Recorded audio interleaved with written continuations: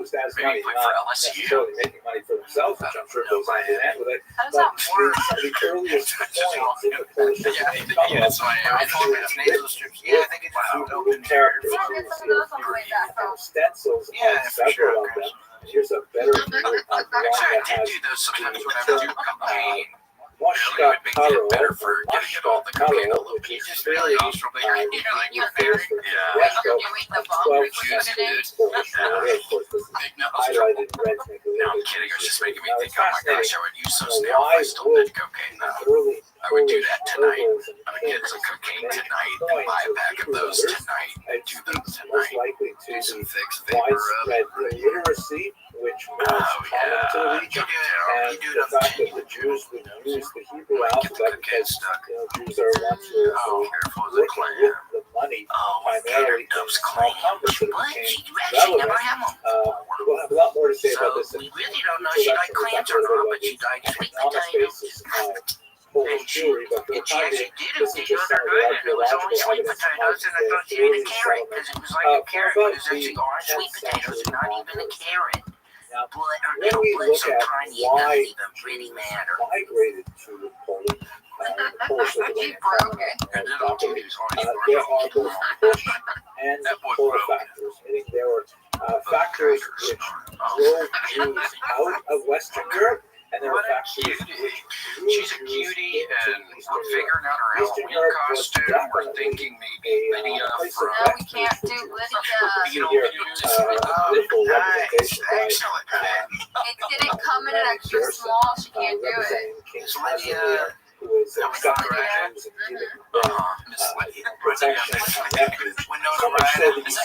the great scholars like militia. Yeah, we were thinking Beetlejuice, but I don't know. We gotta go back to the freaking drawing boards, and we're getting closer and closer to freaking Halloween. So it's like, what are we even gonna pull the trigger? So in terms of the pushback, what was driving out of Western Europe? There's another family that she does even Dark more. thrust that drove Yeah, she goes and stays with them sometimes when she doesn't like us no more. in the eastern part of Europe. Yeah, she packs her little bag, her little hobo bag. Yeah, she packs her little sandwiches in her little bag. Oh, she gloves eggs and maybe the chicken. Oh, she rubs you ready with that chicken in her bag because she has to eat her food sometimes, and she does chicken for dinner. Jews were very frustrated by this. Now you're just As a messing with her. minority, Jews Yeah, we gotta stop saying chicken for dinner. and they relied on the legitimate authorities to maintain arrest as a society governed by law. As we discussed in the lectures, Jews are typically very happy to live I think you can in be Beetlejuice. environments where there is some minor discrimination against them, a certain degree of endemic anti-Semitism, but only if the rule of law is protected. Meaning, perhaps there will be numerous clauses that Jews will not be allowed to enter university, or perhaps there will be, certain tax breaks they're not allowed to take advantage of, or whatever it is, as long as they know that if someone throws a rock through their storefront window, they'll be able to go to the police, and the police will investigate it. If they catch the culprit, then they will have a proper criminal trial. Genuinely concerning, and I don't want to Fear, mob violence, It's like like any in a minority. movie. That's hilarious because it's through the mirror shots. You gotta think about the camera shot. It's like, Traveling bands it's all very funny. And then I realized I wake up and you'll be going to bed. I think last night you walked in. I was going to bed. Local authorities, including the church, turned off all the lights and he kind of just shuffled in with a that's candle. when there's an increased Oh, really? from Western Europe moving towards Oh my gosh, what was your the candle 13th century. last night? The blood libels that we have also discussed in That smells like class, Halloween. result in a series I of love it. Just walk in expulsions. and be like, In don't be France, scared. in particular, the That's my expulsion in the classic 14th line. century. Don't be scared. So there's more and more Did reason you leave the for kindergarten not or do you to blow it out live when you get in the bed? in I let it Western go Europe. for This maybe is 5 kind of like minutes. Like the push aspect of it, as Jews are Yeah, you don't finding want Western anything Europe burning far up. You and don't far want to be less like the hospitable freaking than they ever had before. that Now, fraternity there's of also pull factors. ATO. The Polish economy was actually having a very difficult time, particularly in the 13th century, lit after someone the fire and a bunch of people Mongol died 10 invasions years ago. in 1241 and onward. The So maybe demography had dropped. be scared if you have bad There was a very, very weak economy, as we saw earlier. We do want to thank Anthony Whiplash Monaghan's and Zachary Ashley Belfield. Western Europe, and the Jews have been hashing bigger than 45. Drives a bigger than Dino Hunter. Deidre Fox and Hawaii Destiny. Dova King. Dr. B. Dugan, the Dr. Eli Slugworth, the man, the Dr. Zen, Gary Gay Moves, Gina Scalper, Big Max, Jay Skizzy, Jenny J, Joe Kai. A couple of times, and thank you, Joe Kai, for helping me the other week for that disaster of the situation. John Shaw, Justin Threckle, Captain Chaos, Casey's mom. I got it going on. Kill Tony Facebook. Kyle Hayes, Larry, Lawyer Joe, Matt Foster, Nice Wizard. This is Nissan Pappy, Rachel O'Donnell, Ruby Jewel Sparkles, Zany Shane from the Big Island, Kaya, Shaquille McNeil, Zarak Shiva, Snow Roach, Gaming Crooner. Thank you for helping me yesterday. I was really stuck on something. Tom Cruise, Vander Wee, White Magic, William Casey, the Cats, William Garrett, William Ramsey, World Drive Show on YouTube, Choose Your Own Adventure, World Drive Show, that's a new one. Love that. Who are you? Yeah, who are you? Show your face. Here she is. Show your body. Cool, well, thank you so much to our mercenaries. Hey, where can people find GOS, dude? Shit. Jews will often granted specific monopolies. For example, you can find me on Instagram. Distillation and distribution of alcohol. That's why, in so many Jewish folk tales and folk tales and so on, the Jewish fetch, the Jewish king, because that was actually a monopoly. Knock on the door. Knock on the door. But bear in mind also that we're speaking about a corporate environment where it's not like individuals simply say, I think I'd like to go live in Krakow, and they go move to Krakow and they find, how to fit themselves into the secular environment. People live in this whip in the parking lot. My husband bought me a sandwich at McDonald's, and then he ate it, and I said I don't want another one, and now he's taking me to the police station. So I'm having a great day. Okay, why is he taking you to the police station? Because I don't know, he's upset with him. I don't know. He fucking ate my sandwich, nigga. And I said I don't want another one. So he said he's telling me I'm about to get out his car. All right, well, why don't you just get out of his car? I don't know. He stole my. Get out of his car and go where? I don't know, but he's gonna take you to the police station, bro. Yeah, that's just absolutely fucking insane. Can you ask him to take you to... This nigga buys 2 sandwiches. Ask him to take me where? To a homeless shelter? Yeah, he was supposed to do that, but he wants to fucking fuck me instead. Okay, well, can he take you to a homeless shelter now?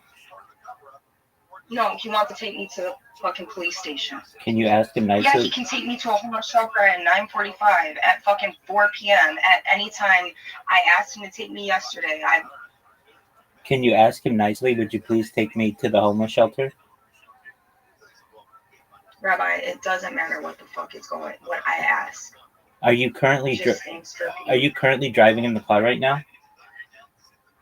I'm not in the car. We're at the police station, and he just walked in. Okay. To act like there's something wrong with me. And, this was absolutely fucking ridiculous. Did you do anything wrong? No, I didn't do anything wrong. He literally got both of us food. He walked into his house with his, and I was like, hey, would you not eat yours because I want to eat it with you? And then he came back out. I noticed he had eaten. You know what? This is just all like too much, really. And that's the point, is that it doesn't make any sense at all. Yeah. Okay, can you get away?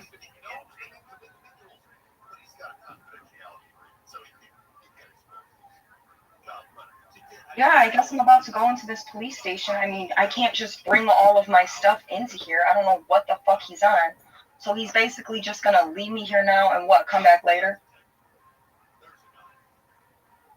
I'm confused. I am as called well. my dad and he just texted me. The fuck? Okay, go with your dad. He cannot help me. Go where? To my grandma's house where I can't go?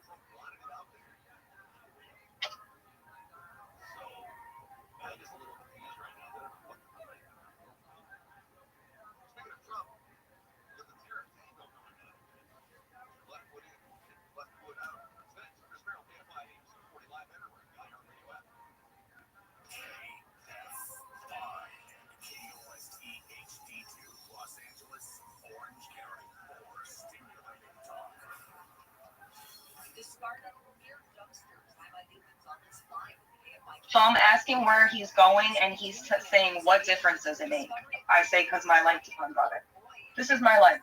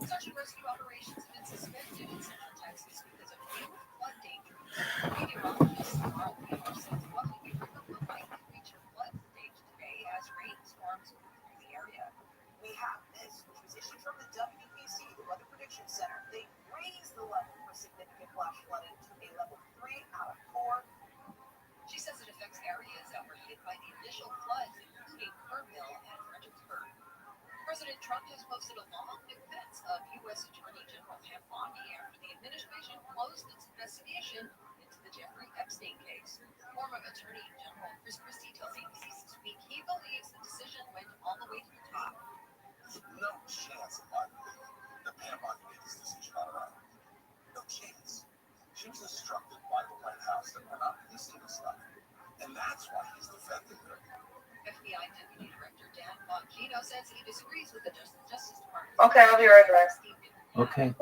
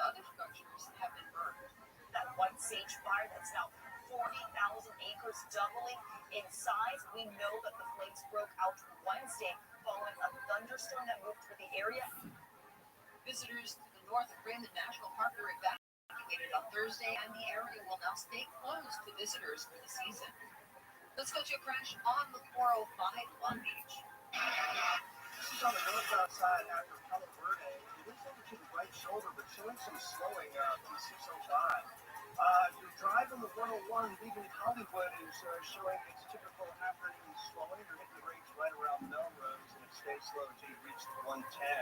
The 110 Pasadena Freeway heading south is rough drive also. It floats up right around Academy, leaving Elysian Park, and it's bumper to bumper until you reach 6th Street downtown.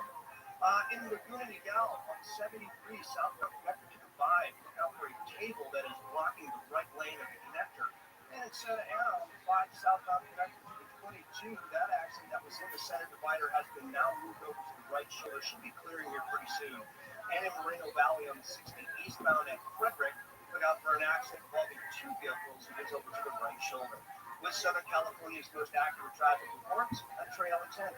Hey there, history fans. iHeartRadio brings you a brand new history podcast. It's called American History Hotline, where you ask the question, what is political technology? Did George Washington really cut down a church tree? JK and Marilyn Monroe having an affair? And American History Hotline gets to the bottom of it. I'm so glad you're asking this question. This is such a ridiculous story that we tell ourselves because we don't want to know the real story. Open your free iHeartRadio app. Search American History Hotline and listen now. The journey on the path to spiritual enlightenment is personal, and as you'll hear on the Astray podcast, it can also be deadly. Join filmmaker Caroline Slaughter on the podcast as she uncovers the disappearances and death that have befallen Westerners who have taken a spiritual pilgrimage to India. Don't go to India because this is a Venus flytrap for your vulnerability.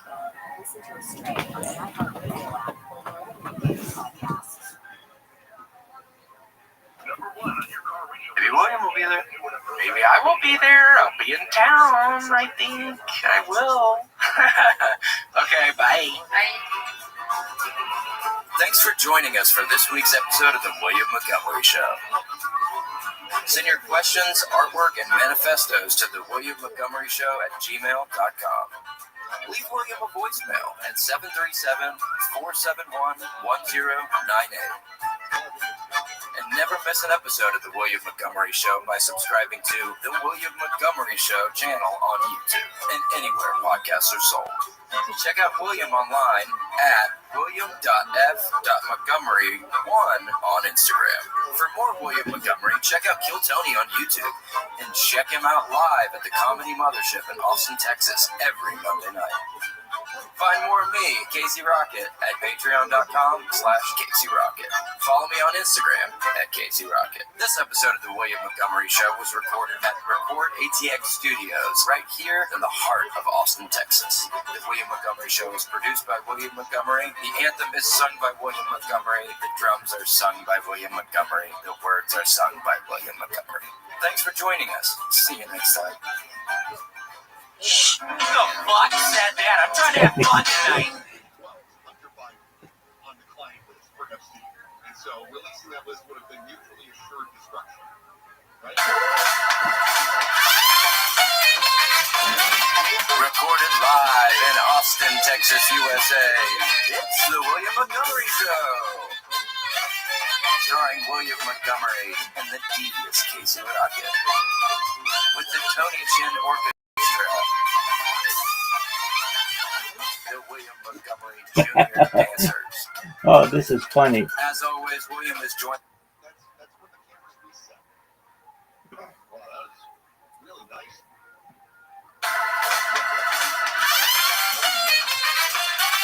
Recorded live in Austin, Texas, USA. It's The William Montgomery Show. Starring William Montgomery and the devious Casey Rocket. With the Tony Chin Orchestra.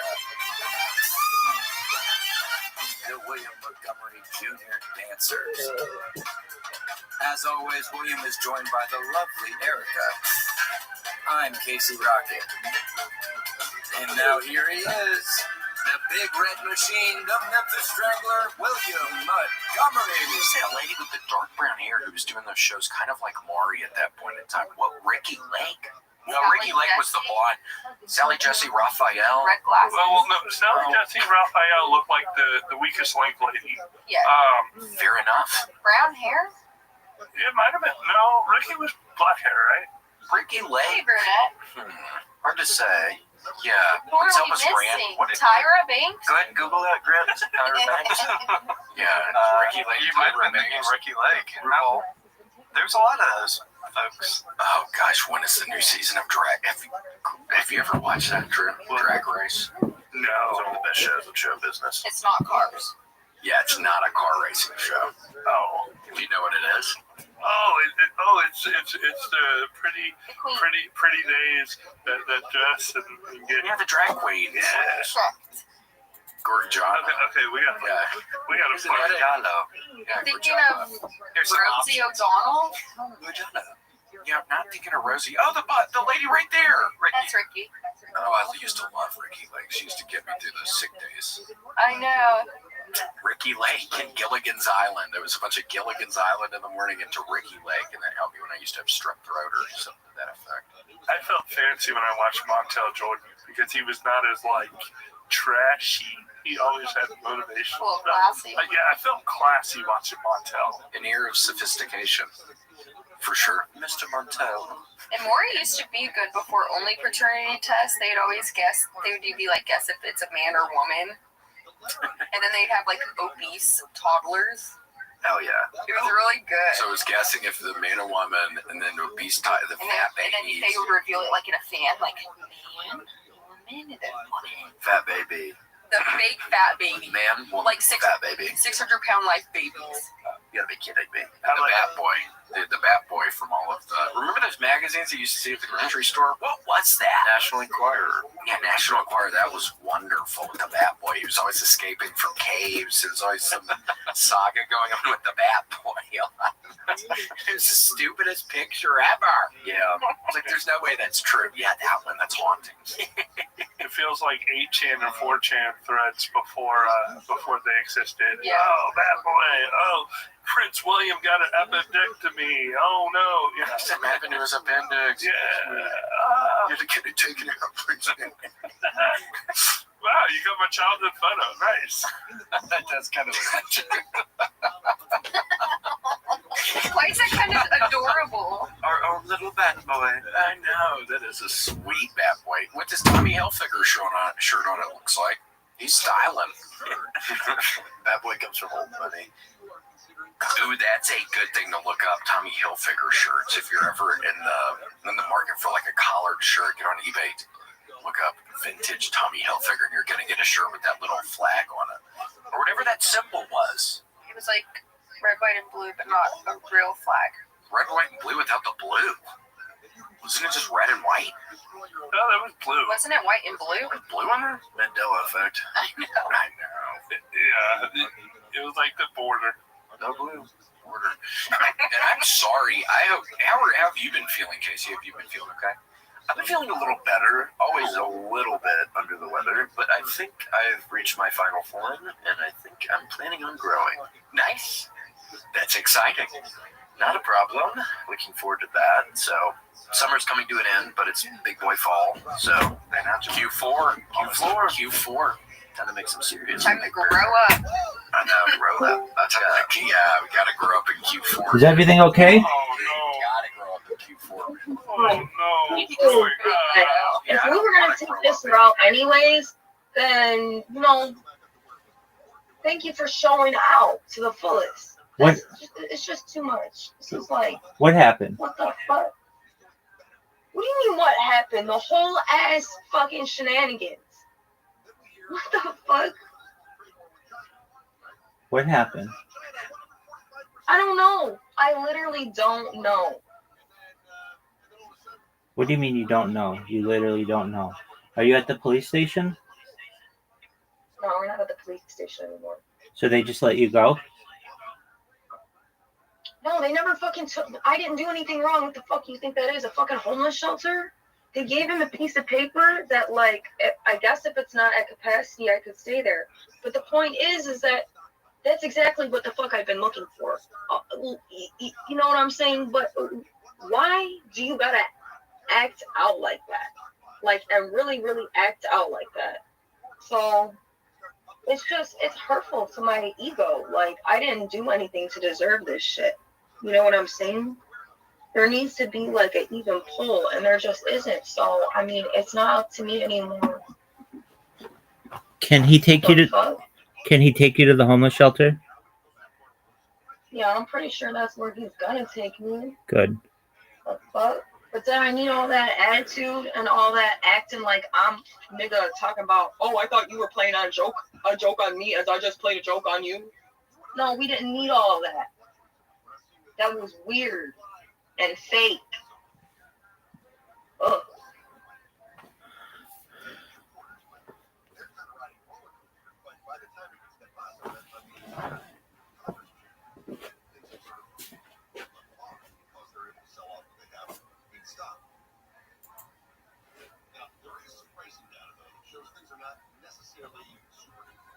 Researchers finding out the prices of imported goods in their study increased by roughly 3% between the first wave of tariffs in early March and then the end of June. And then at the same time, categories of domestic goods that compete with imports saw price increases of around 2%. So even if it's being manufactured domestically, they're still raising prices.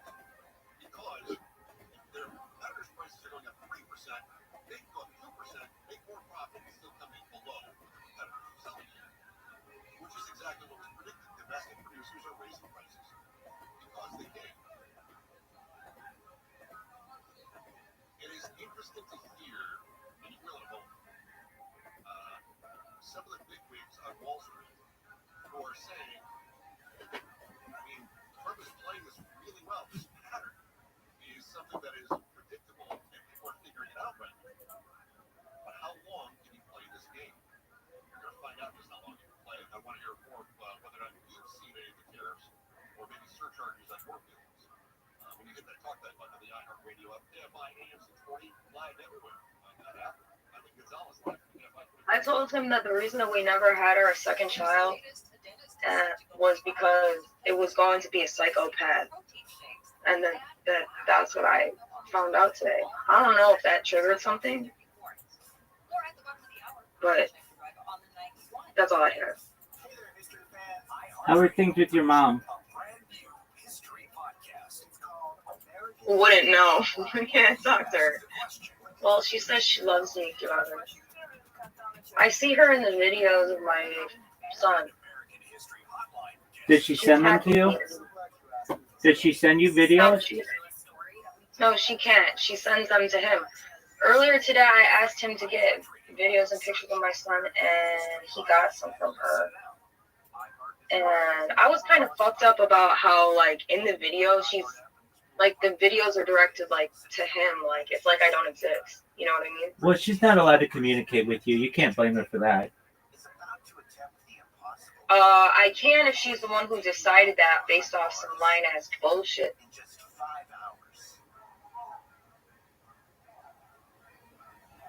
But I hear you. There were black artists serving extremely long felony sentences. Each had grown up under segregation, only to get caught up in America's prison boom during their I don't know if I have a real mom. I'm Jamie Petrus, music and culture editor. For the past 5 years, I've been talking to the band's 3 surviving members, Jamal Jahanubi, Neil Cade, and Harry Cupcake Coleman. Put it this way, we were the band of the state penal system. They would come in and stand around the wall and sweat would pour off them just like it poured off of us, just to hear us play. They're out of prison now and in their 70s. Their past behind them. But they also have some unfinished business. The end of the day, House of Love was supposed to have been followed up by another album. They never got that opportunity, but they never stopped dreaming either. Listen to Soul Incarcerated on the iHeartRadio app. Listen on America's #1 podcast network, iHeart. Open your free iHeart app and listen now. iHeart is America's #1 podcast network. Open the free iHeart app and explore podcasts like the Polish leaders were very enthusiastic about bringing Jews into the nation, so extending to them People are a going to tell series me I of can't rights watch that children's guarantee, television above all, anymore. safety, too late. rights to live in hostile areas and things like that. And also economic privileges that allow them to buy various goods. There's going to be a lot more to say about this. The Doodle Mops were very in significantly Q4. with They were like a Whiskey Rebellion in the 70s Canadian century. television show, But for the and they time had being, like between 13 15 minutes of like a really bad plot, but then they'd have like a mini concert of like all these different songs. This was a pretty And stable it's kind of great. environment. In It's some just cases, really good to relax to. You watch a new episode, you're like, wow, today's okay. These things are I actually love set that. down in writing. How are you watching it if it was a Canadian channel? They would put it on Disney Channel. It was very syndicated. significant. Red Bull Noodle Bobs, I got no Over fucking these clue. I love them. They're real cool. I want to see Noodles. Concentration of Jews in the I want to see Noodles. And just to give you a sense of what that looks like, here's a map that shows the relative concentration of Jews within the boundaries Now we're of the talking Polish Q4 is looking as good. of 1764, and you can see Which that was your favorite of the these? So yellow these are the means doodle like bops. less than about What's your favorite? 10,000 Jews, The and yellow one. the deep red is more than Red hair, 50,000 fire Jews. And you can get a sense of where the concentration is really in the region of Why the yellow? western Ukraine and Because he was southern always good for Poland you in to particular. get right. Also some significant concentration You're like, oh the no. west on the border with Germany and to the north Yeah, of for sure. Lithuania. What instrument did he play? I think it was the drummer. The height Drummers are really of pretty cool. the achievement of Yeah, Jews drummers are the in coolest. Poland's Yeah, he's region, drummer. in particular in terms Joey of their Ramone, self-government, Mr. Peppermint. is undoubtedly an institution called the Council of Land, also known as the Council of Four Lands. It's really sad, especially getting into October. And He basically, tried to stop a this subway was like Spider-Man did. kind of a Jewish state And it within a doesn't, state, and rather it, amazing. people aren't actually We Spider-Man. spoke about the People get hurt communal when they jump arrangements off of of the the Jews building. in They the get their Kehillah, strings essentially gonna the come out of their hands. self-governing Or Jewish trying to stop a municipality subway that handled where it doesn't. all of the social welfare I work did see for something Jews insane by yesterday. collecting their own It was internal insane. It was taxes some guy and distributing fishing. it charitably And he did this to in this individuals as thing. needed and set up Wings out. And he's everything standing on the from top of a cliff. Wayfarer And he goes, I don't even support know to, how far. poor And then I brides look at and the comments and I think to myself, well, how's he reeling this fucking, if he but catches also a fish, self-regulated how's he by reeling this public sucker law. back in? It just And went each half of a these mile municipalities was basically down, like if he's structured going to very have to pull it up a similarly. cliff. And what happened was in Poland, No, it stopped. The they video came to stopped when it terms finally and they reached the united themselves It's one of those across videos the that stops entire too soon. scope Ends too of the soon. Polish Like for part two. within Yeah, you gotta one like for part two to see if you actually got a fish. And then They you would meet can't twice a look year, at part two because there's 70 million different videos. and they would from make decisions that would 2014. affect all Jews living within It's a this scam. massive I don't know who country, the started largest that. country in the world. It's a trend. It's a It's trend. really rather amazing. By the way, we're looking at is one of the couple of Yeah, pages on which the is a minute scary part of our how society. the Council of Yeah, Land. I think that's Now, a nightmare. They Needless to had say. they didn't have like for Customer example their own service just police isn't like it used authorities. to be. They worked very closely with the state and with Polish I state. feel like John Polish McCain Lithuanian state realized how valuable they were, I cannot swear. I cannot first raise my with hand. I can regards raise it up this high. administering any I wasn't social even functions joking. that they wanted to themselves There's have. some But popped in once there. they realized I that feel like it was you more slept efficient in for the them to collect box. taxes directly from the Jews rather than That's why you have was the Council of Land involved, that led to the erosion of the Council of Land in particular. We talked about that as well as the Jews electorate. But the kinds of things that they dealt with are really quite significant. Oh my gosh, Casey, did you read any of the book you texted me last night? The way in Could you which help Jews me? lived and What considered the themselves spell? within the Polish Oh, the state. spell. This is really one of the high So points true.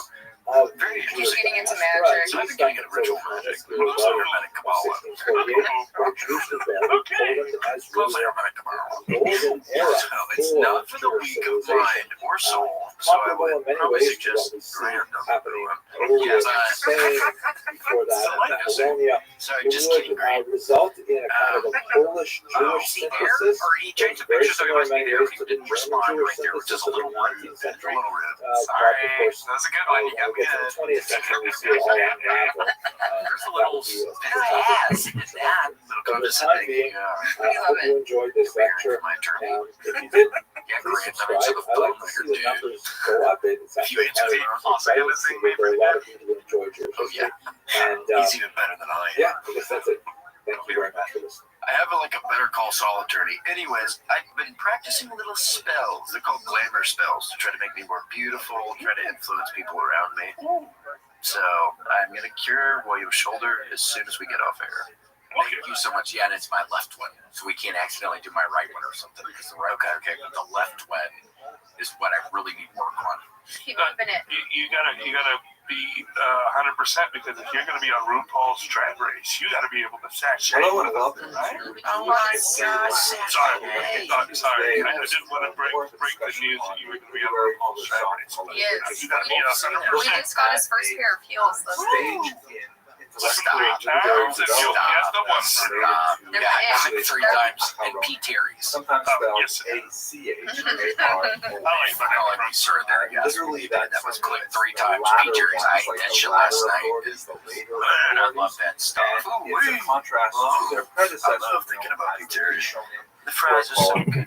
Shoestring. Love them so much, and their cookies are to die for. The cookies are good. Are they? They're very good. Exactly Are are they they not the shakes? What are Gotta they do all about? cookies. So Cookies are really good. let me remind you of a discussion we had in a previous lecture about this notion of the decline of the generations. In Hebrew, you read that Hadorah. What can we do for you besides the spell? What's a practical thing we which use? is religious, What could be a philosophical, good that for you and also your good brain? closer a population was to the moment of Revelation at Sinai. Shown here, by the way. Yes, might be picture Talon. of Charlton Yeah, Heston might be as Talon. Moses and That's had a big influence on me. I did when I first saw this movie. At any rate, It's normally there's prescription. this idea that at that moment The feds when like that. God It's spoke Happy to Talon the Jewish everything. people as described in the Bible, and they all said, "Wow," and well, there's a lot to say about that. That was like Yeah, the feds love this guy. Happy Talon everything. Hey, by the way, do you have? By the way, do you have Zachary disease? and it's all been downhill since then. Oh, As we go further and looks further exactly like your from that revelation. Sorry, Sinai, we're done.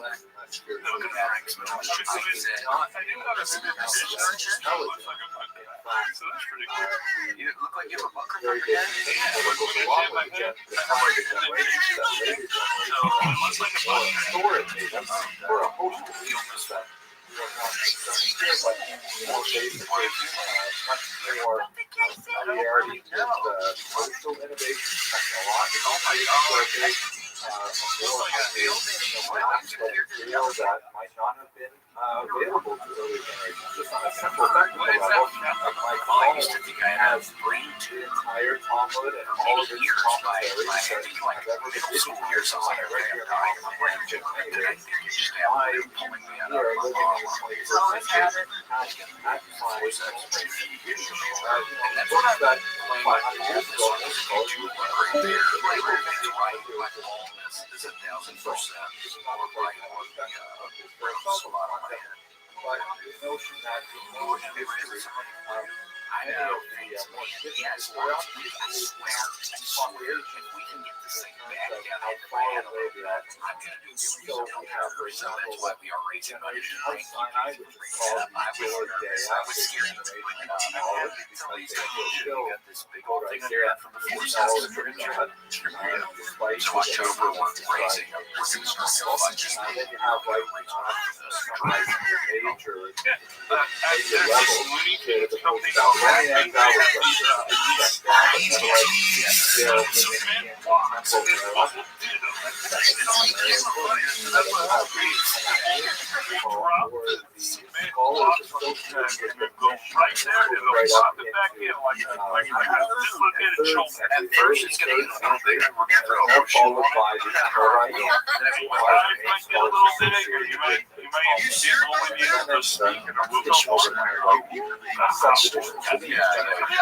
sometime after So then it'll shrink down so it'll be normal after it gets higher than it is.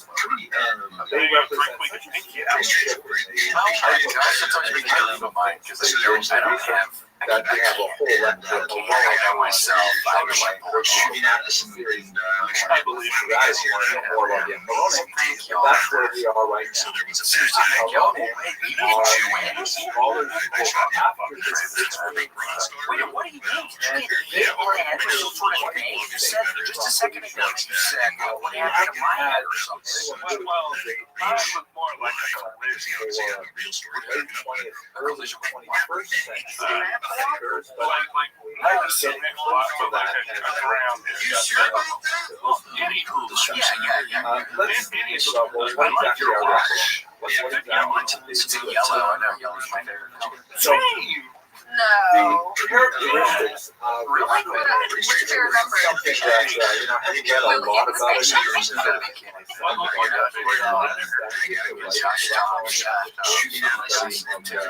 And I think first of all, they tend to write Yes, one, commentary two. rather than commentary. I swear I'm saying Rather H. I than swear writing I was saying commentary H. on the Talmud itself, Wait, this is the weird. Bible What's something itself, else? I swear I'm saying on H. the Talmud itself, they tend to write commentary that even when they are based on factual text, they're writing cognizant This is getting broader. freaky. Yeah. Are they separated at birth? Let's By another way of contrast, for example, we just got like 5 monarchies things will we said at the directly same time. from the Talmud. I know. We'll ask later. I'll think of something. Not spend a lot of time talking about other commentators You have a good one? who will really base their philosophy on how to understand the Talmud itself. Whereas That was pretty good. I don't think they didn't will do be that. concentrated on my monarchies on the Talmud. So it tends to be Yellow duck, sort of a yellow duck. meta-analysis rather than a order analysis. That's also, I think, very much characteristic of modern ideas in general, and analysis to like literary surveys who also really have too long. That's the kind of thing It's going to go on. It's going to jump down that well. also Yeah, but it's just clear. Yeah, I know. secondly, in terms of Gosh, because he wants to sleep at 5 a.m. they are almost always written in the Here to answer your query. Today's topic is very usually focus on whether a person is solid God said it's scary. asking if you How have is your place? Is your place okay? Words basically No, it's cause good energy. For Trust me, I example, check it the every words closet door because I commentary hear might be myself. considered I'm various watching ghosts. commentary, criticism, Apparitions, so I think I'm going to be fine. How's that? various can only be determined by a judge. when we got the Quran, it was like all of a sudden we were so bad. So much more time coming out of mileage. The language Less likely to cover that qualify for your reference. Your video Showing should every single process syllable, and every single If you're trying to monetize Your guy part? if you're using fictional copyrighted material, Pause. it's important to learn a large amount of material from how they Whereas can in the writing step, I'm Maybe making one a of your more videos straightforward, less scripted, more full length, longer, using a lot more words to say something. More words helps to wrap it up. So when you sell a ghost case, Third, Yes. in you never general, try to they get Julia tend to Childs. work She with makes track good matter. food, and you can hear, She does deal with theoretical questions, but those theoretical questions are not pure theory. They tend to be linked to an actual situation. They tend to be linked to a specific question that was raised What about do a you do? Say his name real a life couple case. times, 2 or 3 times or something. It's That's a tongue twister, that one. It's a really easy spell. It's one of the easiest spells. It's just look in the mirror. It's like Bloody Mary rules. So instead of saying Bloody Mary, you just say people juice. People juice 3 times. It may be helpful in this And context to sort of typically, look at what he didn't last night, I think he might have been sick. author who is widely Well, that's considered good though, because does that mean you gotta hang out with this sort of ass? initiator of He this does show up, and live yeah, and every time you character summon him, 24 hours of Beetlejuice, whose you can't go to writings work. really straddle the period of Rishonim Can't go to work and the unless you're period not of Beetlejuice making a fool This out of is, you. of course, none other than Aran Ben Yosef, Have you Rabbi seen that Yosef movie Karo, yet? Have y'all seen that? author of the The second Shulchan one? Aruch, Yeah. has this Too scary. book and Are you going to, subtitle. or too scary? Too scary for me. Are you Who going was to? this individual? Too scary. Fantastic I'm scared scholar, just thinking about it. remarkable legal scholar, also a Kabbalist, as we shall see in I the like next this little box. Did lecture. you guys know? And he is author of Wait, the Drew, so do you, what are your thoughts? This will be interesting. What are your thoughts on ghosts? Do you believe in ghosts? Or not? However, why don't we call him I think Aran, think, which is a title of respect? it depends. Like I think our rabbi. pets Why don't that we you call have him people Aran? ghosts Sultan more than Aruch? Why people. don't we call him Good. Aran? Interesting perspective. Also, by the way, he's known And as they're always I around. read about the pets. Yeah, pets are you can ghosts. say. You know, This is really when the your model favorite of all dog models. dies, So dogs the always reason is walk away. because You he just- is I know, that's a sweet way to think about it. There's 2 sets of footprints in the sand. he placed much less Jesus. emphasis on The the other one's your importance of the Shulchan Aruch. And the one who's not The little greatest feet work of and scholarship four is legs. undoubtedly You're not even some of the work Jesus called and the your Beit dog. Yosef, which You is forgot. a You just got the Rishon names that style Jesus and your dog. commentary on an All these go earlier to heaven, code man. called the Torah. That's probably why they can be What he does ghosts. with the Because they all Torah go to heaven. is Unless they bite, then they go to hell. begins this kind of They can bite meta-analysis, people's but faces he really off. goes There deeply could be into the sources. horrible. Once again, I saw this one video of these three freaking like giant pit bulls eating this draw man. out No, the alive. theoretical He foundations died. of the decisions Why as you laid watch? down I've gotten a in little better at it. I've gotten a little better. Now, I promise. amazingly, Don't he went watch. and he wrote commentaries on Eric, other haven't I great been codes better? such as I've been minorities, talking a Mishnah lot. Torah. I haven't been watching And stuff when like that he as much. finished Have I? all of What's these, that? only Like people then did dying, he go like on to people's write the Shulchan Aruch, alive, or which he no, clearly I did see one intended yesterday. He though. not always. as the I did see one primary yesterday. That one text to this be girl was studied. on He a. hoped that You people know would those study spindle his things where I guess they put a bunch of wire and it's like the and it can roll down a hill. I got some girl The Shulchan was Aruch on was top intended of one to of be kind those of like and a it rolls. short form of And all her of the decisions that were head reached hits the ground, after having and then discussed all of the previous her codes. feet And kick he her actually head intended for people to because her review it whole every body 30 like days. snaps like the other Study way. the entire Shulchan when it's Aruch rolling. every Did she die? month. But that's really I what don't know, he but was people kind of right like off a short the bat are form. like It was a moving her concise around and version shaking her. I of don't the think you're much supposed to do that. longer Rishon Everyone style shaking her ass. in Yeah. terms of thinking that he put It's into called a his full earlier scorpion, by commentaries. the way. So the Beit I Yosef think is Somebody does considered that. widely I have the the same last problem. work I of the keep Rishon watching era ISIS and the videos Shulchan for the Aruch theme by the song, same authors. and then I have to stay along for the ride. Yeah. To the theme Period song. of the Aharon. Yeah. He also Very had a catchy. fantastic Those amazing life, Eastern songs are which fun. also straddled Iberian And some of that country twang to them. Spanish expulsion as a child. Man, I can't wait till Europe they're joined ISIS. I know it's kind of weird because they have that and then cut scene to the people in a metal cage getting slowly lowered into So these. that's sort of what the Aharon are all Yeah. about. That's one last question. And then you hear the sizzle like it's a chili. You're like, Right oh, now, it's it's been not a long fun. time, It's not 5 it's not the centuries man. that we have been If you, I've thinking never about seen something Aharonim, writing like Aharonim. Yeah. Is there something new? Yeah, they'll put them in like a thing of acid.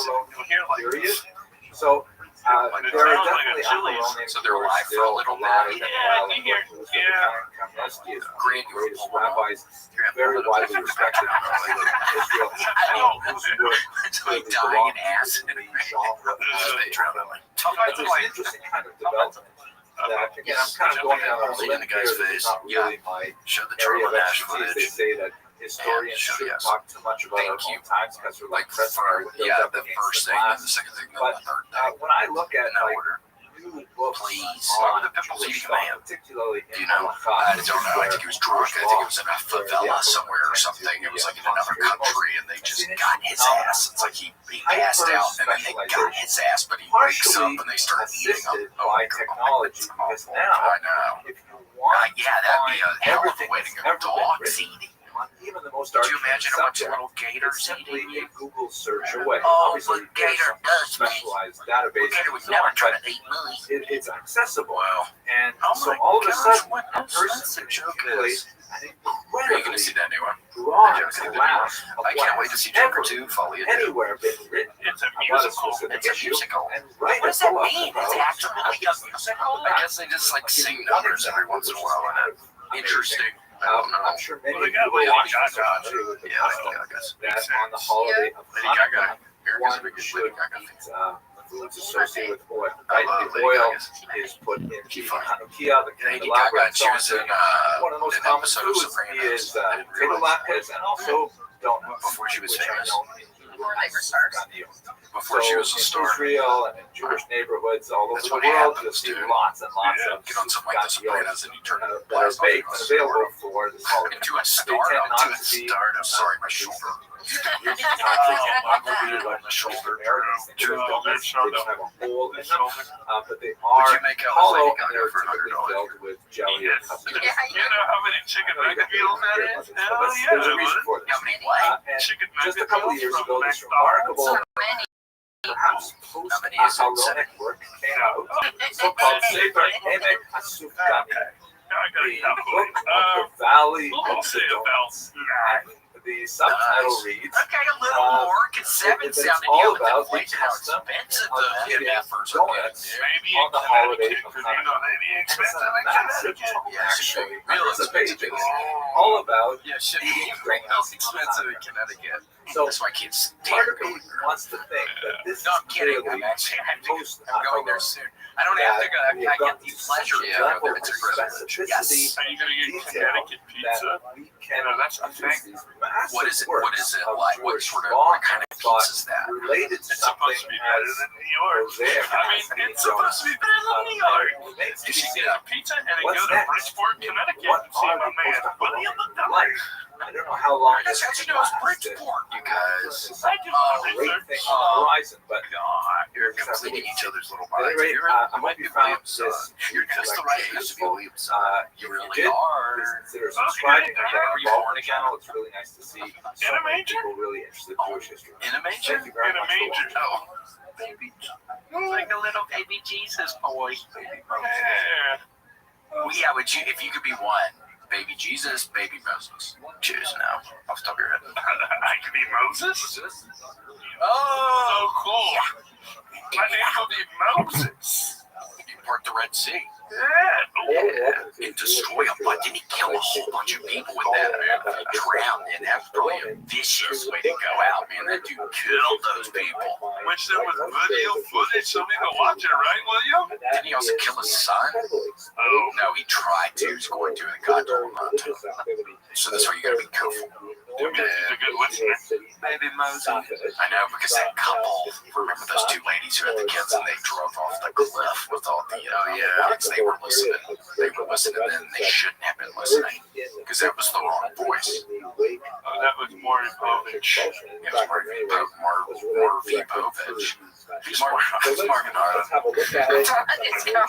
Well, what about the Doodle Bobs makes you feel like Oh, glad you asked. They're just so fun. They have a bus song when they get on the bus. Can you sing some of it? Let's get on the bus. It's time to go. Let's get on the bus. Hey, don't you know? Let's get on the bus. Go here to there. Let's get on the bus. Go everywhere. And then it goes into like this little unison thing that I don't pay attention to. But the Doodle Bobs are phenomenal. I can talk about them all day. do you just watch it because you have a crush on the pink girl? Yeah, Yep. Look at her. I plead the fifth. My lawyer is pretty strong too, Casey. Yeah, of course. See you there. Yeah, well, we'll see about that. We'll see. Mine's from the beach streets of Sesame. So you know. Oh, wait, you got somebody off of Sesame Street? He takes out the trash because he loves it. Oh, okay. Where did he go to law school? Oh, there's an animated Doodle Bob now? Oh, this is the new one. Yeah, I guess I'm not watching porn anymore. Stop. Do you watch porn? What do you do since you can't watch porn up in Texas? What website do you go to? There's a bunch of HQ Porner, TNA Porner, yeah, HQ Porner. and TNA Flicks, Patreon. Yeah, Wait, what is literally called HQ Porner? P-O-R-N-E-R. Oh, I'll figure that. Oh, yeah. Weird. What is it? Headquarters. I looked up a porn star and then I found the video on HQ Porner and I was like, wow, this database is pretty good. It's like, oh, Expensive. here we are. On your shit. Wow. Not bad. This is a user-friendly design.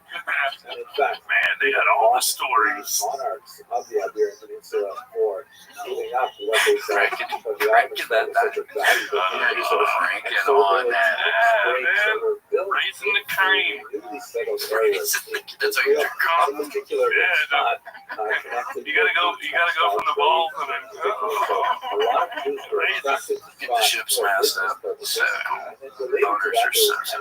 So, anybody wondering though, how could somebody, why watch? Like, if I wanted to go watch the Doodle Pops later, can I just go on YouTube? Do they have a bunch of stuff on YouTube? Yes, they have. But there's this extensive library on YouTube, and usually it's on YouTube Kids, so you can't like lower it.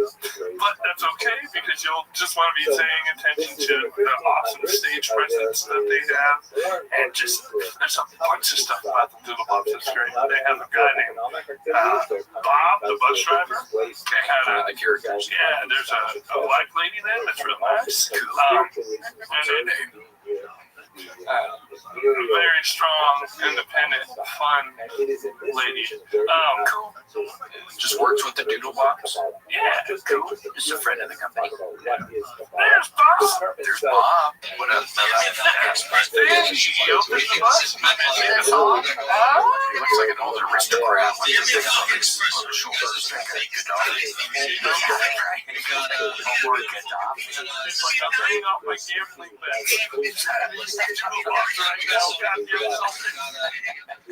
So this has been not the right since you brought up all is there any kind of because it seems like they all sorts of shock words. I know. Thanks, no, I don't want to. So you're not because that would I don't want to taint because you know what? I like to listen to the music, and I can't listen to the music if I don't one of them got loud. Like it just doesn't seem copacetic. You think that dude doesn't lay pipe? Get your head out of the clouds, dude. I mean, he's in the union, so I know he lays pipe, but I'm talking about sex, of course. Yeah, I mean, kissing.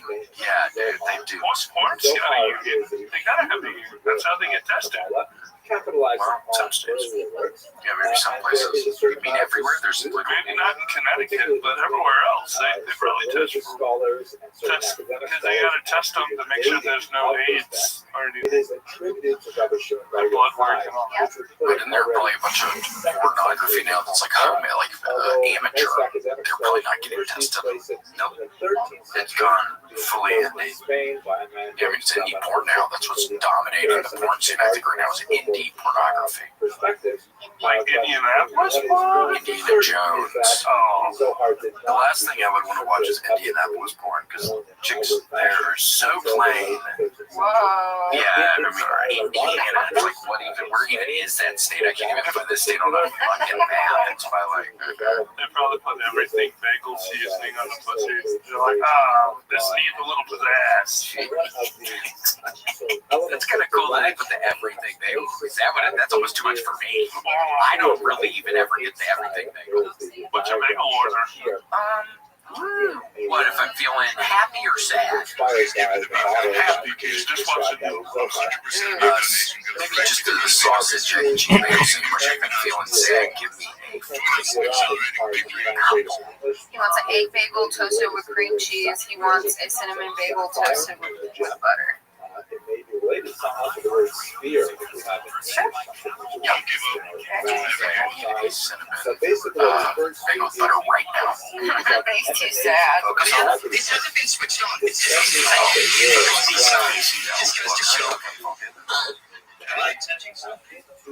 finite here, to discuss different ways in which Keep breathing in. this is sort of like the architecture Hold your breath. of the universe Hold your breath for 30 as seconds. it is understood as the mediation of God's Do you infinity taste it? to finite world in which we live. Do yours, you can taste it. What? Is it working? It was working for my freaking ass. I love trying to, watching the magic. I get so excited. That's I love magic. It's so cool to watch. that's a thin spell. It's like it's not real food, but if you taste it, you stay skinny. Stay there. Wait, let me try one more time. Since we have this Picture knowledge, this is something Picture your legs on wheels. So what you're basically doing is spelling out a system of constants and vowels. What you do is you say a full sentence with the words a game, and the only thing that's important in that sentence is the first letter of the first vowel. And the vowels are the snaps. But you never want to spell out the actual person's name. You will spell out what you leave in the name. So if I was hinting at degrees, I'd spell out fancy big, right? How's it taste? You see here, for example, It's like the best freaking bagel taste I've maybe ever had in my life. I swear to God, I'm not even freaking kidding. It's like literally adding, and I'm sorry, I told you I was looking for the sausage and egg cheese bagel, but I was doing a meeting in a no with the cinnamon raisin with butter bagels. Oh my goodness. Oh my gosh. And then Taco Bell. What is my called? Donut Taco Bell. We gotta go. Grant, I thought you promised us you were gonna bring us freaking donuts here today, dude. What's going on? He's not even there to check under your check. He's not at What happened? I called my dad. I told him. I told him that, bro, like, this is crazy. Like, what I have to hear every day. And I told him what was happening. And then I texted this guy back, and I just tried to call him, and he's not answering. So I guess I'm just gonna fucking sit here, and I think that's what I was gonna do anyways. But I'm just a little bit shook and wrong. Can you get to a homeless shelter? If he decides to take me, I really don't want to call 311 and fucking, I don't even know what street I'm on. Like, I can drop the pin, but... All right, you should do that. Don't rely on this person. Drop the pin, call 311, get a ride there. Okay, but then that leaves me at a shelter, and I don't have an ID, and I need to get a job. Okay, that's fine. They can help you with that. They can get you in touch. No, they can't. Yes, they can. They cannot. Yes, they can. They can. But they can't. They can get you in touch with a social worker, and the social worker can give you a pass so that you don't have to pay to get an ID. And you can get an ID, and then you can get your life in order.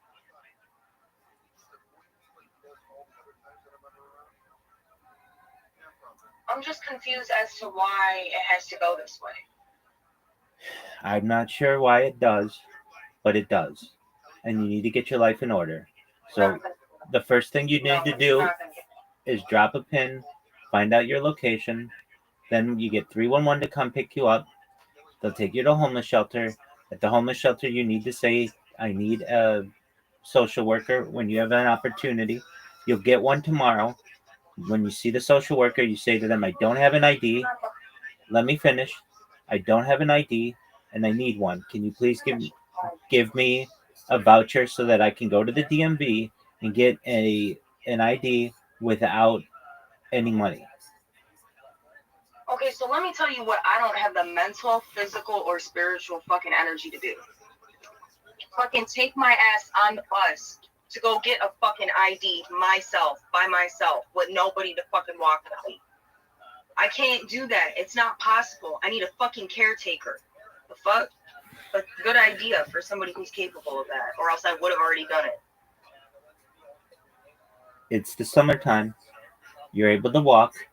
You can walk to the DMV if you need as well. But you can get bus tokens from the social worker too.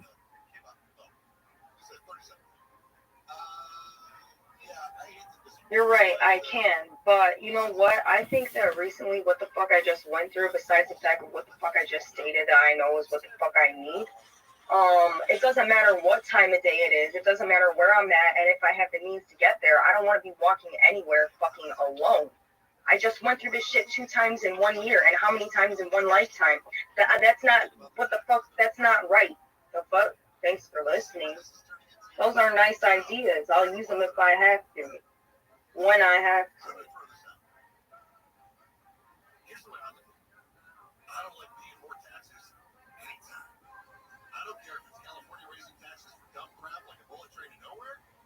The fucking place on the paper doesn't even have a fucking phone number. You look it up, it's 1 star, and you're gonna tell me that I'm about to get what I need from there? No, I'm not. Yes. I mean, we really wish, but I'm about to get shoved into some fucking bullshit, and then I'm gonna fucking come cry about it every day. That's fine. I'm here to support you in any way I can. What you should do is recognize, you already recognize, I need a job, and I can't get a job without an ID. Okay, so how do we get you an ID? You go, you drop a pin, you call 311, you get a ride to the homeless shelter. At the homeless shelter, you spend the night there, you get some good food in you, you get some rest as best as you can, and then in the morning you get a social worker. You say to the social worker, I need bus tokens and I need a voucher for an ID. And you can have an ID by this time tomorrow.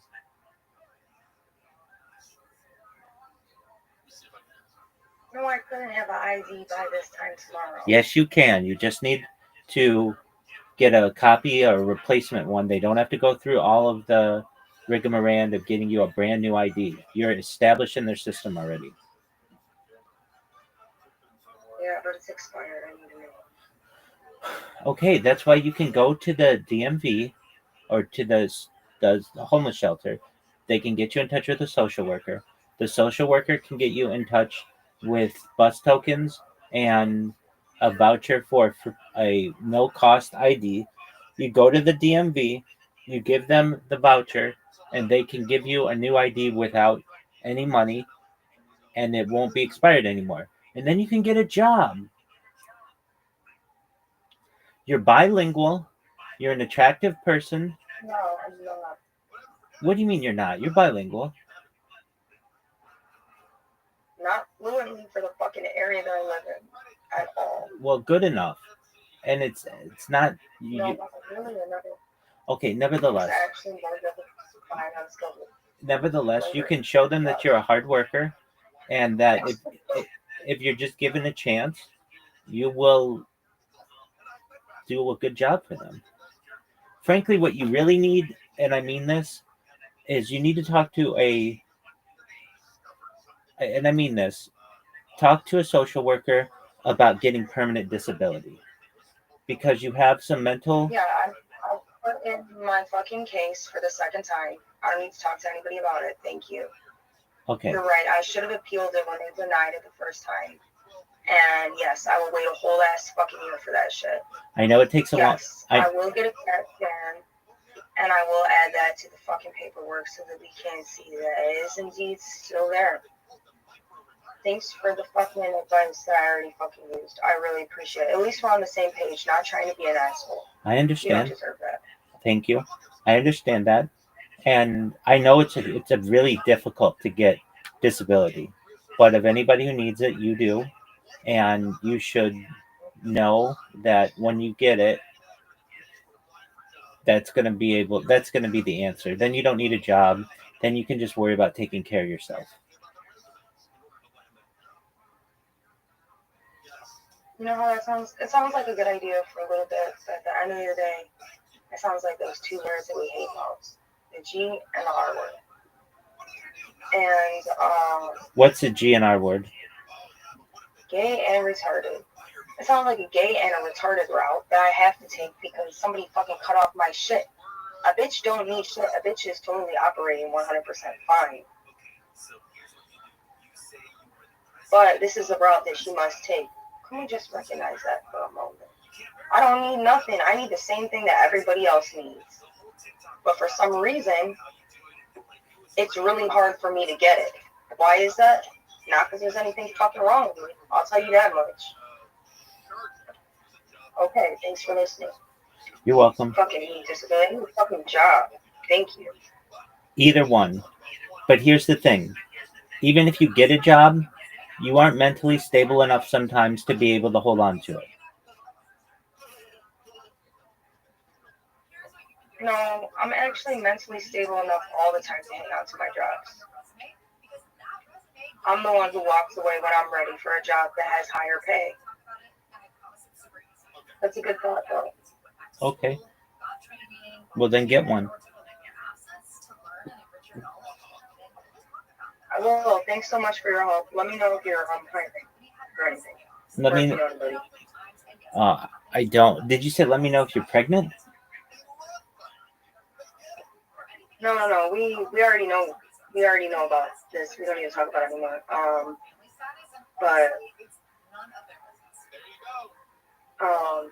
No, I said that I already checked Craigslist. So no, not even that. Not even that. I get that, Audie. I get that, and that's good that you check there. But if you get with a social worker, Yeah, so let me know if you get with anywhere else. if you get with a social worker, they have programs in which you can be placed to be able to start working quickly. Nigga, you just ate my food and you were coming in here and laughing at the. Well, learn. Bye.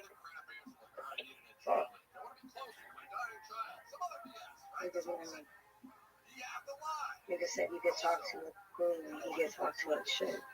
Why do you refer to him like that? Why don't you call him by his name? Refer to him like what? Why do you say the I'm N-word supposed to to him? call him the new one? Yeah, that's his name. Because the nigga is anybody who's fucking my people. My brother is my nigga, my cousin is my nigga, my friends are. That's how I talk. That's how we talk around here. Okay, but I mean, don't you call people by their names as well?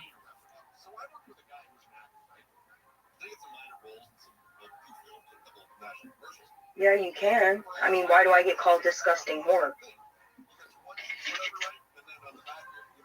I don't know, and I don't think that's nice that somebody calls you that. You could say to the person, I'm going to call you by your name because that's your name, and try to make peace. No.